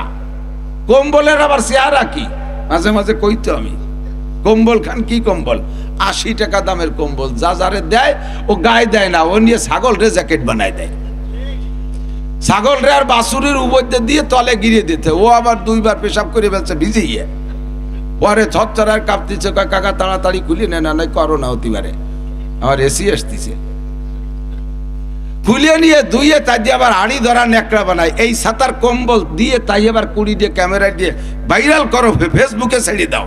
এর নাম হলো ডাইনাইট দিয়ে বামাতে জানা। দেবার সময় দেবেন, উন্মুক্ত ভাবে দেবেন, 10,000 20,000 50,000 লাখ টাকা দেবেন, আপনি মারহাবার লোভ করবেন না। এই মারহাবার লোভ করার নামই হলো বামাতে জানা। দিছি তো দিছি, আমি জান্নাতের জন্য দিছি, এ জায়গায় আবার মারহাবার লোভ কি? যে ইবাদতই করব কার জন্য? ওয়ালা ইউশরিক বিইবাদাতি রাব্বিহি আহাদা, ইবাদত করব তো আল্লাহরই জন্য করব। কার জন্য? আল্লাহর জন্য। হজ করব তো মানুষকে জানানোর কি দরকার? আর হজ করে এসে একবার হজ করে আসার সাথে সাথে গুড়ায় আল হাজ লিখতে হবে। যদি কোনো জায়গায় লেখে পোস্টার আল হাজ লিখতে হবে। কয়বার হজ করছেন? একবার, তাতে আল হাজ লিখতে হবে। 40 বছর নামাজ পড়েন, যে নামাজ পড়ে তারে আরবিতে কয় মুসল্লি, তা আল মুসল্লি তো লেখেন না কোনো জায়গা। 40 বছর নামাজ পড়ে আল মুসল্লি লেখেন না। 40 বছর রোজা রাখেন, রোজাদাররা আরবিতে কয় সায়েম, তো কোনো জায়গাতে আসসায়েম লেখেন না। আসসায়েম আব্দুল মালিক, আল মুসল্লি আব্দুল মালিক, জীবন ভরে মিরই লিখে যাচ্ছেন। আর এবার একবার হজ করে এসে গোড়ায় হাজিতে আল লাগাই দিতে হবে, আল হাজ। এগুলো সব রিয়া, এগুলো সব কি? যাহা করিব ইবাদত। এই কথার তর্জমা হলো যে কোন ইবাদত মানুষ দেখানোর জন্য নয়, মানুষের প্রশংসার জন্য নয়। আমি মাওলানা নাসির ওয়াজ করতেছি, আমার এই ওয়াজটার দ্বারা হাজারো মানুষ হিদায়াত পাচ্ছে, আল্লাহর রহমতে হাজার মানুষ নামাজি হয়েছে, দাড়িওয়ালা হয়েছে, তবলিগি যাচ্ছে, ফায়দা পেয়ে যাচ্ছে। কিন্তু এর পিছনে আমার সমস্যা, আমি যদি ওয়াজের পরে প্রশংসার লোভ করি তাহলে আমার সব শেষ। আপনারা ইহুদা বিহি ওহুয়া লা ইয়াহতাদি, আমার ওয়াজের দ্বারা আপনারা হিদায়াত পাবেন, আমি হিদায়াত পাবো না। আমি মুশকিলে আছি। বেরোয় যাওয়ার সময় কান খাড়া রাখি, দেখি আজকের ওয়াজের প্রতিক্রিয়া কি আসে। যদি কেউ কাজ না অন্য দিনের মতো হইনি, মন খারাপ এই ব্যস্ত বেড়ার তল দিবার ওই তাড়াতাড়ি গাড়ি ছাড় দেরি হয়ে যাচ্ছে না, মানে ওয়াজের প্রশংসা হয়নি। আর যদি কয় যে আজকে দারুণ যে ফাটাফাটি ওয়াজ করছে হুজুর, যা কইছে আজকে, আর কি যে কণ্ঠ, সাথে সাথে তাল দেয়, কয় এই 3-4 দিন তাই গলা বসে গেছে, তা নাহলে দেখতে কি এতাম, মাইক ফাটাই ফেলাই দিতাম। আছে না একদল, একজনের কয় যে তোরে দিবারই ভালো দেখা যাচ্ছে, কয় তাই 3 দিন নাই নিয়ে তোরে খুব ভালো দেখা যাচ্ছে, তাতেই যা ভালো দেখা যাচ্ছে তাই তো তুমি প্রশংসা করলে। আর যদি গোসল হতাম তাই 3 দিন নাই নিয়ে, নালি ভরা তালি কিরম দেখা যেত, এই যে যে সমস্ত প্রশংসার লোভ, এইগুলোরই ওই কথার ভিতরে আসছে যে রজুলুন তাসাদ্দাকা বিসাদাকাতিন ফাআকফাহা, দান করছে গোপন রাখছে, হাত্তা লা তাআলামা শিমালুহু মা তুনফিকু ইয়ামিনু। তবলিগে 3 চিল্লে দিয়েছে, নিসাবি চিল্লে দিয়েছে, চৌরাস্তায় চার দোকানে বসে বসে গল্প মারে। মেয়া তবলিগ তো করো, নিসাবি চিল্লে দাও, এ বেটা কোনোদিন মিস করে না। তুমি যাও, মিস করো না, তোমার লাভ, তাই না? গল্প দাও কে কতক্ষণ দেখছি মসজিদে কি ডাকি দেয়, এ বিটার চাইতে বেশি আর কেউ দেয় না। দাও তুমি আখিরাতে জানিতে, এ বিটা কইবার কলার জাড়ো কে? যা দেশো সব শেষ, যা দেশো সব শেষ। আল্লাহু আকবার। বলতে যে শরীর চলে যাচ্ছে, আবার সময় কম, সময় শেষ হয়ে যাচ্ছে। আল্লাহ, আপনাকে তো সময় আছে, আমার তো দৌড়তে হবে অন্য জায়গায়। আল্লাহু আকবার। আল্লাহ, আমার স্বভাব হলো যেখানে যে দাওয়াত রাখি আল্লাহ পাক এ পর্যন্ত পিছিয়ে ফেলেনি। গতকালকে নামজাদা এক বক্তা, কব না, আপনারাও তাকে অ্যাক্সিডেন্টে পড়েন, তার আসার কথা মাহফিলে বাদ মাগরিব বয়ান করবে, আমি বলছি আসরে পরে বয়ান করব। আমার সাথে সেই কন্টাক্ট, আমি আসরে পরে কইছি, আমি 1-1.5 ঘন্টা আগে চলে গেছি, যে বসে রয়েছি, সে রিজে নাস্তা পানি খেয়ে দে, আসরে পরে বয়ান করব। মাগরিবের পরে সেই বড় বক্তা ওয়াজ করবে, সে ফোন করে জানাইছে আমি আসবো না। কেন আসবে না? এমনি আসবো না, এমনি আসবে না, তাই আসলোই না। পরে তারা হাতে পায়ে ধরে কান্নাকাটি করতেছে, হুজুর ওনার টাইমটা যদি কেউ না থাকে তাহলে আর মাইর খাতি হবে না। আমার কাছে সে বিনয়ের সাথে বলার পরে আমি বললাম ঠিক আছে, থাকলাম। মাগরিবে আসরের পরে আর একজন এলাকার কেউ দিয়ে কথা বলে, মাগরিবের পরে তাদের সেই কভার দিয়ে আসছি। এরপরে আসছি মধুখালী, তারপরে গেছি এবার রাজবাড়ি। এক রাত্রে এত দৌড়ি কোনো জায়গা পিছিয়ে পড়িনি আল্লাহর রহমতে। রাজবাড়ি এলাকায় বলছি 12টায় যাবো, 12:15টায় পৌঁছে গেছি। একে কইছি 9:30টায় আসবো, 9:30 পৌঁছে গেছি। আমি আপনাদের এখানে মাগরিবাদ বয়ান করবো, মাগরিবের আগে চলে আসছি। আবার যেখানে কথা আছে সে জায়গা আমি 20 মিনিট আধা ঘন্টা আগে যাব। আপনাদের সাথে তালে ভরি আমি এই জায়গা সবটুক ডালি দিয়ে ওই জায়গা দাবল খাবো, ওর মধ্যে আমি নেই। আমি উম্মতের কাছে মুরিদ হতে রাজি না, আপনারা আমার কাছে মুরিদ হতে হবে। যতটুক হয় ততটুক নিতে রাজি আছেন না ইনশাআল্লাহ? ইন্না ইদ্দাতা শুহুরি ইনদাল্লাহি 12 শাহর, আমি আয়াত পড়ছি এটা, এর সাথে 2-4টে কথা এদিক তাকান। আরবিতে 12 মাস, কয় মাস? ইংরেজিতে কয় মাস? বাংলায়ও বিশ্বে অনেক জায়গা অনেক আঞ্চলিক ক্যালেন্ডার আছে, অনেক ক্যালেন্ডার আছে, শুধু এই 3টেই সারা দুনিয়া না। আমাদের বাংলা এলাকায় বাংলা ক্যালেন্ডারটা চলে, বৈশাখ, জ্যৈষ্ঠ, আষাঢ়, শ্রাবণ, ভাদ্র এভাবে। আর ইন্টারন্যাশনাল আন্তর্জাতিক সারা পৃথিবীতে চলে ইংরেজি ক্যালেন্ডার, এটা সারা দুনিয়ায় আছে, জানুয়ারি ফেব্রুয়ারি সারা দুনিয়া বলে। যেহেতু ইংরেজি ভাষা ইন্টারন্যাশনাল, এই জন্য ইংরেজি ক্যালেন্ডার ইন্টারন্যাশনাল। আর আরবি ক্যালেন্ডারটা এটা মুখস্থ রাখে, মনে রাখে মুসলমানরা। মুসলমান জাপানে থাকলেও তারা, আর মুসলমান আমেরিকায় থাকলেও তারা এই আরবি ক্যালেন্ডার মুসলমানরা হিসাব রাখে। তো আল্লাহ পাক বলেন, যেদিন থেকে আমি চন্দ্র সূর্য সৃষ্টি করেছি সেদিন থেকে আমি 12 মাসে বছর হিসাব করি। আল্লাহ পাক হিসাবে, তখন মানুষ আসে নাই দুনিয়ায়, জিনও আসে নাই, কোনো সৃষ্টি হয় নাই। আল্লাহ পাক চন্দ্র সূর্যকে সৃষ্টি করেছেন, ওই সময় থেকে আল্লাহই 12 মাসে বছর হিসাব রাখে। তো মুসলমানদের 12 মাসের এই 12 মাস, মুসলমানদের 12 মাস, আরবি 12 মাস। বাংলাটা হলো আমাদের বাঙালিদের জন্য। বাংলা তারিখ মুখস্থ না রাখলে কোনো সগীরে কবিরা নাই। কেউ কইতে পারবেন যে বৈশাখ জ্যৈষ্ঠ বাংলায় যে কোন মাস চলতেছে তাও অনেক বাঙালি জানেও না, ঠিক না? মাঘ মাস শেষ হতে যাচ্ছে, মাঘ মাস 14ই ফেব্রুয়ারি পহেলা ফাল্গুন, 14ই ফেব্রুয়ারি পহেলা ফাল্গুন। তাহলে আজকে হলো 7ই ফেব্রুয়ারি, 7ই ফেব্রুয়ারি, তাহলে মাঘ মাস শেষ হতে যাচ্ছে না। তো এটা অনেকেরই জানা নাই। তাতে কোনো সগীরে কবিরে হবে না, কোনো গুনাখাতার কিচ্ছুই নাই। এতে পেট খারাপ হবে না, মাথা ব্যথা হবে না, ছেলে মেয়েও কম হবে না, ওতে কোনো লস নাই, কোনো সমস্যা নাই। তবে এই বাংলা মাসের তারিখ হিসেব রাখলে একটা নেকি হবে এমনও কোনো দলিল নেই। ইংরেজি মাস 31 চলে গেছে কত নোংরামির মধ্য দিয়ে, ওই ইংরেজি মাস 31 চলে গেছে এক নোংরামি। আবার আস্তে আস্তে এই চলতেছে ফেব্রুয়ারি, 14ই ফেব্রুয়ারি, আরো সারা দুনিয়া জুড়ে আরেকটা নোংরামি চলবে। হাজার হাজার লক্ষ লক্ষ জেনা হবে 14ই ফেব্রুয়ারিতে। বিগত হইছে, সামনে হবে, এইভাবে ভবিষ্যৎবাণী বলছে, নইলে ভবিষ্যৎ বলা জায়েজ নাই। তবে আশা করি এবছর বাংলাদেশে একটু খাটো হয়ে যাবে ইনশাআল্লাহ, কারণ 14ই ফেব্রুয়ারি দিবাগত রাত এবার শবে বরাত, বলেন না আলহামদুলিল্লাহ। তাহলে যেই আকাম পার্টি ওই বেড়ায়, কমপক্ষে তারা ইবাদত না করলেও খানিকটা হলিও চাইপে যাবে, খানিকটা হলিও চাইপা যাবে। তো বাংলা ইংরেজি তারিখ মুখস্থ না রাখলে কোনো সগীরা কবিরে নাই, মুখস্থ রাখলেও কোনো নেকি নাই। আরবি মাসের মাসগুলো মুখস্থ রাখা সুন্নতে মুআক্কাদায়ে কিফায়া, আর এর তারিখও মুখস্থ রাখা সুন্নতে মুআক্কাদায়ে কিফায়া, যার সাথে আমাদের মুসলমানদের অনেক ইবাদত সম্পৃক্ত, ঠিক কি না? শবে বরাত কোন মাসে? ৩৬ মাসে, ফেব্রুয়ারি মাসে, জানুয়ারি মাসে, শাবান মাসে। কি মাসে? এ শাবান মাস, আষাঢ় মাসেও যদি শাবান হয় তাহলে আষাঢ়ে, পুষ মাসে শাবান হলেও পুষে, ঠিক না? শাবান মাস যে জায়গা যাবে সেই জায়গা 14ই শাবান আমাদের শবে বরাত, ঠিক কি না? রোজা হয় কি মাসে? কথা কয় না। ৩৬ মাসে, ফাল্গুন মাসে, ফেব্রুয়ারি মাসে, রমজান মাসে। কি মাস? রমজান মাস। তাহলে আমাদের বড় ইবাদত আরবি মাসের সাথে সম্পৃক্ত, ঠিক তো? ঈদ উল ফিতর কোন মাসে? রমজানের শেষে না, শাওয়ালের শুরুতেই। রমজানের শেষ করলে হলে রমজান একটু থাকতে ঈদ পড়ি বেলানো লাগে, ওদের ঈদের রমজানের কিচ্ছু নাই। চাঁদ উঠার পরের থেকেই শুরু হয়েছে শাওয়াল মাস। ঈদুল ফিতর শাওয়াল মাসে, ঈদুল আজহা জিলহজ মাসে, হজ হয় জিলহজ মাসে, কুরবানি হয় জিলহজ মাসে, রোজা হয় রমজান মাসে, তারাবি হয় রমজান মাসে, শবে কদর হয় রমজান মাসে, ঠিক কি ঠিক না? শবে বরাত হয় শাবান মাসে, শবে মেরাজ হয় রজব মাসে, সব আরবি মাসের সাথে মিল করা। আশুরা হয় মুহররম মাসে, আশুরা মুহররম মাসে, হজ হয় আশুর হয় সালাসা, সব আরবি মাসের সাথে মিল করা। গত মাস থেকে নিয়ে পরপর 7টা মাস একের পর এক দামি। গত মাস গেছে দামি আমার নবী, আপনার নবী, বিশ্ব নবী মুহাম্মদুর রাসূলুল্লাহ সাল্লাল্লাহু আলাইহি ওয়াসাল্লামকে আল্লাহ পাক রজব মাসের 26 রজব দিবাগত রাত আরশে আজিম পর্যন্ত নিয়ে গিয়েছিলেন জান্নাতি পরিবহনে চড়াইয়া।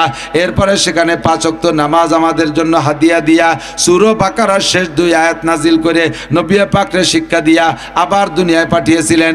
এই জন্য রজব মাস দামি। আর চলতি মাসের নাম শাবান মাস। 14ই শাবান দিবাগত রাত আহলে সুন্নাত আল জামাতের আকীদা, আমাদের উলামায়ে হকদের আকীদা এবং 4 মাযহাবের ইমামদের অধিকাংশের রায় হলো এই 14ই শাবান দিবাগত রাত, রাতটা বড় বরকতি রাত, রাতটা বড় ইবাদতের রাত, রাতটা বড় দামি রাত। নবী পাক নিজেই বলেন কুমু লাইলাহা ওয়া সুমু ইয়াওমাহা। এদিক তাকান, এদিক, এই জায়গা একটু খেয়াল করবেন না, মোটে একটু খেয়াল করবেন, এই কথা শুনতে হবে। অন্যটা না শোনেন, না শোনেন, এই কথাটা শুনতে হবে। কারণ ফিতনায় চতুর্দিক দিয়ে ভরে যাচ্ছে। একদল আইছে আহলে কোরআন, তারা কোরআন নিয়ে আইছে, কয় আমরা আহলে কোরআন। কত সুন্দর একটা নাম দিয়েছে না, যারা কোরআনওয়ালা। আহলে কোরআন মানে কি? কোরআনওয়ালা। তাহলে এর সাথে কি কোনো জ্ঞানজাম চলে? যারা কোরআনওয়ালা, অথচ কোরআনওয়ালা দাবি করে নামাজ 3 ওয়াক্ত। এর হাতের তে কোরআন খান কাড়িয়ে রাখি, ওরে স্যান্ডেল দিয়ে বেরিয়ে হবে না? ও যতই কোরআনওয়ালা দাবি করুক না কেন, শয়তান। আর এক দল আইসে ভিতরে ঢুকে ঢুকে বিভিন্ন, তাই যে আমাকে হুজুররা করে যে কয় যে ইয়ে জয়ীফ হাদিস। কি হাদিস? এই জয়ীফ হাদিস বুঝবো বলে একটা হুজুর সাইকুল হাদিস হুজুর আছেন। আমি যদি এই জায়গা ভুল বলি, হুজুর আমার উস্তাদদের সাথী, কাজেই হুজুর আমাকে আরো সভাপতির দায়িত্ব কিন্তু এই, আমাকে দেশের সভাপতির এক বুলুক দায়িত্ব চলে যায়। সভাপতির অরিজিনাল দায়িত্ব হলো মাহফিলের শুরু থেকে শেষ পর্যন্ত বক্তাকে পাহারা দেবে, কোনো ভুল চুক কয় নাকি বলার পরে ওইটা সংশোধন করে দেওয়ার দায়িত্ব। তাহলে এই যে আমাকে এই সমস্ত স্টেজে আমরা বড় বড় আলেমরা বক্তারা ওয়াজ করি, অথচ একজন মূর্খ অশিক্ষিত অথবা জেনারেল শিক্ষিত জীবনে নামাজ কালাম দিয়ে আটে না, জাল খাও দিলে আলিফ বাড়িও না, পেটের মধ্যে বোমা মারলে একটা বা বাড়িও না, উনারে সভাপতি বানায় বসাইতেছে। উনি ওত পাইতে বসে থাকে, খালি আমলিগির বিরুদ্ধে কয় নাকি তালি গলা চিবিয়ে ধরবো, খালি বিএনপির বিরুদ্ধে কয়নি তালি হলকম চিবিয়ে ধরবো। এই 2 দায়িত্ব পালন করতে বসে থাকে সভাপতি। আর কোরআন হাদিসের কও বোঝে না। প্রত্যেকটা মাহফিলের সভাপতি হতে হবে এরকম যোগ্য বিজ্ঞ শাইখুল হাদিস মুহাদ্দিস। কতক্ষণ? মসজিদের সভাপতি হতে হবে আল্লাহ ওয়ালা দিনদার একজন যোগ্য মানুষ, আলেম থাকলে আরো ভালো। একটু পয়সা বেশি দেয় বলে মুথু একটা দাঁড়াই সভাপতি বানাই দেয়। সিগারেট খাতি খাতি পেট ফুলি গেছে, সে তার নাম বানাইছে সেক্রেটারি। এই জন্য আমার নাম হচ্ছে সেক্রেটারি। আপনাকে এদিক নাই আমি জানি, কে এদিক আলে আলেম ওলামার আড্ডা, এই জন্য আমি কতি সাহস পাচ্ছি। আর যে সমস্ত জায়গায় বেডঙ্গা আছে ও জায়গা যে কলিয়া ধরা খেয়ে যাচ্ছে, তারপরে ইনশাআল্লাহ আল্লাহর রহমতে ধরাটা খাই নেই হলো। এদিক দেখান তো জয়ীফের কথা বুঝতে হবে। শবে বরাতের ইবাদত সম্পর্কে যে হাদিস আসছে, হাদিসটা জয়ীফ। হাদিস কি? আমরা স্বীকার করছি জয়ীফ। তো জয়ীফ হাদিস কি? খেয়াল করতেছেন? একটু খেয়াল করতেছেন? জয়ীফ হাদিসের দ্বারা শবে বরাত প্রমাণিত। তো জয়ীফ হাদিস কি? জয়ীফ হাদিস ও হাদিস, জয়ীফ হাদিস ও হাদিস। জয়ীফ বাংলায় আপনারাও জয়ীফ আরবি শব্দ যদিও বলতে বলতে বুঝিয়ে ফেলাইছেন। জয়ীফ মানে দুর্বল, জয়ীফ মানে কি? দুর্বল, কমজোর। আর এই জয়ীফের এগেনস্টে যা আসছে তার কবি, শক্তিশালী। আরবিতে বলে কবি, রে কয় শক্তিশালী। কি কয়? শক্তিশালী। ঠিক কি না? খেয়াল করেন, হুজুর আসছেন, হুজুর বয়ান করবেন। আমার আর অল্প আমার টুক শেষ করতেছি, ভয় নাই। হুজুর আমার অনুমতি দেবেন ইনশাআল্লাহ। এই কথা শুনবেন তো ইনশাআল্লাহ? প্রতিবাদ করতে হবে, এজন্য বলতেছি মিয়া। খালি জীবন ভরে শুনছেন, মনে রাখবেন না, তা হবে কে? আমার দিক তো জয়ীফ আর কবি, কবি মানে শক্তিশালী আর জয়ীফ মানে কমজোর। এই হাদিসের কবি আর জয়ীফের পার্থক্য কোত্থেকে? পার্থক্য হলো, আরো সাহস পাইছি, দুইজন আমার সাথে আছে। কবি আর জয়ীফের পার্থক্য শোনেন। ফরজান ধরে নেন, রাজনীতি বুঝবেন না, আগেই বলে নিছি রাজনীতি না। উদাহরণ আসলি এগুলো বলতে লাগলে বলা লাগে না, রাজনীতির দিক গেলামই না। হুজুর আসছেন ওই বাসায়, যে বাসায় হাজী সাহেবের বাসায় আমরা বসছি, হাজী সাহেবের বাসায় আসছে না, এটা দিয়ে উজুত হবে না উদাহরণ দিয়ে। সমকালীন রাজনৈতিক নেতা, তৎকালীন বিগত সময়ের প্রধানমন্ত্রী শেখ হাসিনা, এলাকায় আমলিগ আছে না, আমলিগের ছোট বড় নেতা নেত্রীরা আছে না, বিশেষ করে তৎকালীন চেয়ারম্যান, উপজেলা চেয়ারম্যান সব তো ওইদিকে ছিলেন। তো এখন এই বিশ্বরোড দিয়ে, বাঙ্গার বিশ্বরোড দিয়া প্রধানমন্ত্রী টুঙ্গিপাড়া গেছে। তো যাওয়ার আগে আমরা দেখছি 1 মাস আগে থেকে কত গেটিং, মাইটিং, লাইটিং, কত মাটি পরীক্ষা, কত কিছু চলছে না, কত কিছু পুলিশ দিয়ে পাহারাটারা, অনেক কিছু চলছে। এরপরে প্রধানমন্ত্রী আসে, তাতে এলাকার কের জানতি বাকি থাকে না। আজকে হঠাৎ করে এক ব্যানালা, এখানে এই ইউনিয়নের চেয়ারম্যান, আমলিগের চেয়ারম্যান, উনি এই জায়গা চার দোকানে চা খাচ্ছে, ব্যানালা একদম ভ্যানসার এসে কয়, ভাইজান আপনি এখন এই জায়গা কোন জায়গা থাকবো, এতক্ষণ কাউন্সিলে ছিলাম, এখন একটু চা খেয়ে বাড়ি যাচ্ছি। কারণ না তা বলতেছি না, প্রধানমন্ত্রী ওই যে বাঙ্গার মোড়ে আইসে কথা বলে গেল, আপনি জানেন নাই? তো চেয়ারম্যান কি কবে? হ্যাঁ থাম, ফালতু কথা। প্রধানমন্ত্রী এলাকা আসবে আর আমি জানি না, ও এসে খবর কয়। আর চেয়ারম্যান ধমক দিলে ও টিকতে পারিনি, ও চলে গেছে ব্যানসেলাই। তো এর মধ্যে ওই বাঙ্গার বাজারে মাছ বেচতে গেছিল এক জাইলিয়ে, সে জাইলিয়ে মাছ টাছ বেশি এসে কয়, চেয়ারম্যান সাহেব আপনি জানেন নাই? কোন জায়গা যাবো? কাকা প্রধানমন্ত্রী দেখলাম ওই যে রোড মিটিংয়ে কথা বলতেছে, টুঙ্গি ভরা যাচ্ছে। আরে চুপ কর। এবার কিন্তু ধমকটা আটটু হালকা হয়ে গেছে। আগের জন্য প্রধানমন্ত্রী আসবার আমরা জানি না। এবার যখন যাইলিয়ে কইছে, এবার কয় চুপ কর, একটু স্লো হয়ে গেছে। ওরে ধমকায় তাড়াই দেওয়ার পরে একজন মেথর ওই বাসতে কোদাল, মানে ওই যে পায়খানাটাকে সাফ করে কোদাল গাড়ি বালতি একটা হাতে, ও আইসে কয় যে এই তো এইমাত্র চলে গেল। আরে আপনি এখন আপনি যে আর পাবেন না। নেই কয় কারে? কয় যে প্রধানমন্ত্রী এই যে চলে গেল, এখন আর কথা কয় না। কয় 3 দুর্বল। কয় দুর্বল? 3 দুর্বল। ভ্যান চালাইলে 1 দুর্বল, তারপরে যাইলে 1 দুর্বল, মেথর 1 দুর্বল। 3 দুর্বলে যখন একই কথা কইছে, এখন চেয়ারম্যান সাহেব ফোন দিচ্ছে ওই জায়গা, ওই এটারে ওই জায়গার নেতা একজন রে, সুবান ভাইরে ফোন দিছে। হ্যাঁ সুবান ভাই, সত্যি কি প্রধানমন্ত্রী এসেছিল? আর কি একেবারে না কইয়াই পেছতে যে চলে গেল, না কইয়া এসে চলে গেছে। এখন এই 3 দুর্বল বলছে যে প্রধানমন্ত্রী আসছে, তাতে কি ওই জায়গায় প্রধানমন্ত্রী আসা হয়নি? ওই নেই আসা না। ব্যানসারা নিয়ে কইছে উনি আসলেও আসা হয়নি। কোদাল কুবাই নিয়ে কইছে উনি আসলেও আসা হয়নি, তাই বলবেন? প্রধানমন্ত্রী আসছেই বলছে, খবর দিয়েছে কারা? 3 দুর্বল। একটা দুর্বল একটা খবর যদি 1 দুর্বল, 2 দুর্বল, 3 দুর্বলে বলে, তখন আর দুর্বল থাকে না, তখন সেটা শক্তিশালী হয়ে যায়। কথা বোঝেন নাই? তো হাদিস জয়ীফ কথা ঠিক আছে, কিন্তু জয়ীফ বলে এই কারণে আবু বকর কই নেই, উমর কই নেই রাদিয়াল্লাহু তাআলা আনহুমা, উসমান বলে নাই, আলী বলে নাই, তালহা জুবায়ের বলেন নাই। ধরে নেন এরকম এরকম বড়রা যারা আছে শক্তিশালী, ইনরা কেউ বলে নাই, বলছে দুর্বল 2-3 সাহাবী এক একজন করে বলছেন। দুর্বলতার বিভিন্ন কারণ আছে, সব কারণ তো আপনাদের বলে পারা যাবে না, আমি শুধু উদাহরণ দেওয়ার জন্য বলছি। এখন একই কথা যদি 3 দুর্বলে বলে, তখন কি দুর্বল থাকে? কুমু লাইলাহা সুমু ইয়ামাহা, রাত্রে জায়গায় ইবাদত করো, দিনের বেলা রোজা রাখো। 3 দুর্বলে বলছে, এখন আর দুর্বল থাকে না। আমাদের মুহাদ্দিসিনে কিরামদের রায় এরকম দুর্বল হাদিসের পর আমল করা সহি আছে, এবং এই জন্য আমল করতে হবে। তবে আমলটা কি? রাত্রে জায়গায় ইবাদত করবেন, দিনের বেলা রোজা রাখবেন। বোঝেন কথা, বোঝেন? রাত্রে জায়গা ইবাদত আল্লাহর কাছে, রাত্রে জায়গা বলে রোজা রাখবেন কয়? রাত্রে জায়গায় ইবাদত আর দিনের বেলা রোজা। কি জিনিসটা কি, বিষয়টা কি? সারা রাত চাইবেন আল্লাহর কাছে। আল্লাহ পাক হাদিসে আসছে, আল্লাহ নবী বলেন, আল্লাহ তাআলা আইসে ডাকতে তালে থেকে, আলা মুস্তাগফিরিন, কে আসিস গুনাহগার চলে আয়। আলা মুস্তারজিকিন, কে আসিস অভাবী চলে আয়। আলা মুস্তাশফিন, কে আসিস অসুস্থ চলে আয়। ফাওয়াফি, আমি তোরে সুস্থ করে দেবো। আলা কাজা, আলা কাজা, এরকম এরকম সব বলে আল্লাহ ডাকতে তালে থাকে। আপনিও আল্লাহর কাছে চাইছেন, আল্লাহও দিতে চাচ্ছে। এরপরে সারা রাত চাইতে কান্দে কেটে দিনের বেলা রোজা রাখবেন, সন্ধ্যাকালে ইফতার করবেন। ইফতারি সামনে নিয়ে দোয়া করলে দোয়া কবুল হয়। কথা এবার বোঝেন। এই শবে বরাতের কোন জায়গা হালুয়া খাতে হবে, রুটি খাতে হবে, গরু মারতে হবে, পোলট্রি মারতে হবে, এ কোনো জায়গা নাই।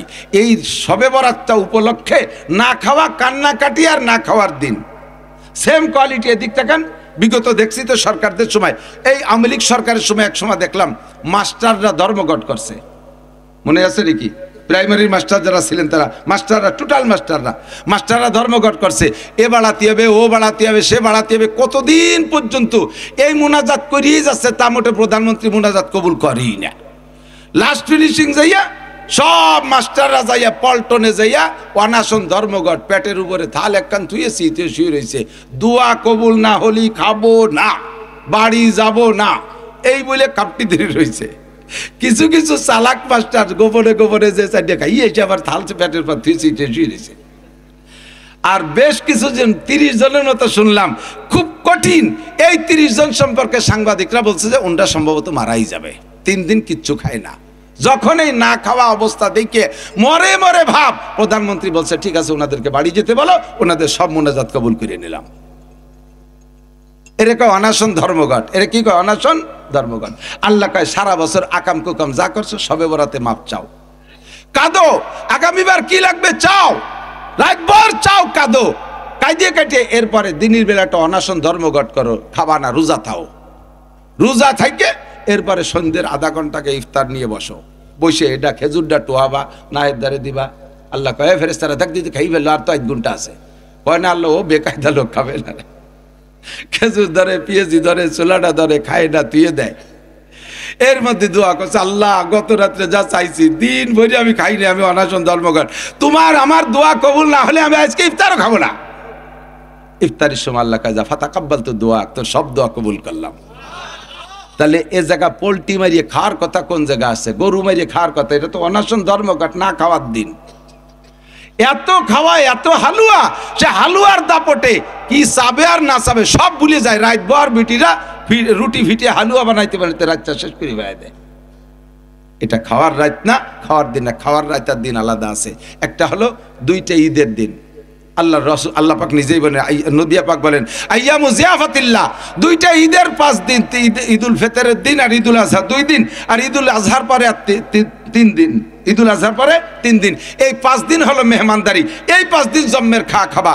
আরেকটা দিন খাওয়ার দিন আছে, সেটা হলো মুহররমের 10 তারিখ দিনের বেলা রোজা রাইখা রাতের বেলা ফ্যামিলির সদস্যদেরকে নিয়ে যদি ভালো খাও। নবী পাক বলেন মান ওয়াসালা আলিহি ফিন নাফকাতে ইয়াউমা আশুরা ওয়াসাল্লাহু আলাইহি সাইরা সানাতিহি, যে ব্যক্তি মুহররমের 10 তারিখে দিনে রোজা রাইখা রাতের বেলা ফ্যামিলির সদস্যদেরকে নিয়ে শক্তি অনুযায়ী ভালো খানা তৈরি করে খায়, ওয়াসাল্লাহু আলাইহি সাইরা সানাতিহি, আল্লাহ পাক আগামী 1 বছর তার রুজির বরকত বাড়াইয়া দেয়।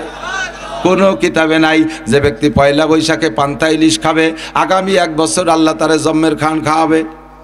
আল্লাহ কয় বছর শুরু করবি যেভাবে শেষ হবে সেইভাবে। ফান্তা বাদ্যে শুরু হচ্ছে, বছর ভরে ফান্তা খাতি জান যাবে।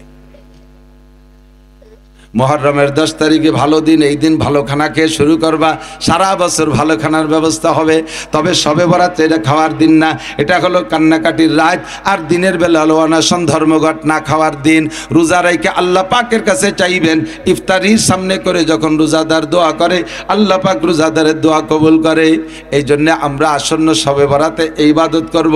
এরপরে আসতেছে শাহরুল্লাহ, কি বলা হয়, সাইয়্যিদুশ শুহুর, রমজান মাস, সমস্ত মাসের নেতা মাস রমজান রমজান মাস, অনেক ফাজাইল, আমি সব তো বলার সময় পাচ্ছি না, আমি এখান থেকে চলে যাচ্ছি। আমার হুজুর বলবেন, হুজুরানরা আছেন, এনরা বলবেন রমজান মাসের ফাজাইল ও বরকত অত্যন্ত দামি মাস, যে মাসে একবার আল্লাহ বললে অন্য মাসে 700 বার আল্লাহ বলার নেকি পাওয়া যাবে ইনশাআল্লাহ। যে মাসে 1 খতম কোরআন শরীফ পড়লে অন্য মাসে 70 থেকে 700 খতম পর্যন্ত কোরআন শরীফ পড়ার নেকি আল্লাহ তাআলা দান করবেন। আমরা আজকে ঈশার নামাজটা বা জামাত এই ময়দানে আদায় করব, রাজি আছেন? কারা কারা রাজি আছেন? একটু ঈশার নামাজ এখানে পড়বো। সত্যি অনেকে হাত উঠেই নেই, চিন্তা আছে যাবো হলো বাদাম খাতি, কালি কালি হাত উঠবো কা না, আজকের এই বড় জামাতে এখানে জামাত হবে, ঠিক আছে ইনশাআল্লাহ। এরপরে ওলামায়ে কিরাম বয়ান করবেন, সকলে শুনবেন। আল্লাহ তাআলা আমাদের বুঝার আমল করবেন। একবার নড়াচড়া নাই, একবারে নামাজ হবে। হুজুর এখনই কথা বলবেন, অনেক সুন্দর হয়েছে, এটা বেশি সুন্দর হয়েছে, বলেন আলহামদুলিল্লাহ। সবাই বসে, কেউ আগে আকবারি একা একা নামাজ পড়তে যান না, বড় জামাতে নামাজ পড়বেন শেষে। সুবহানাল্লাহি বিহামদিহি সুবহানাল্লাহিল আযীম সুবহানাকাল্লাহুম্মা বিহামদিকা।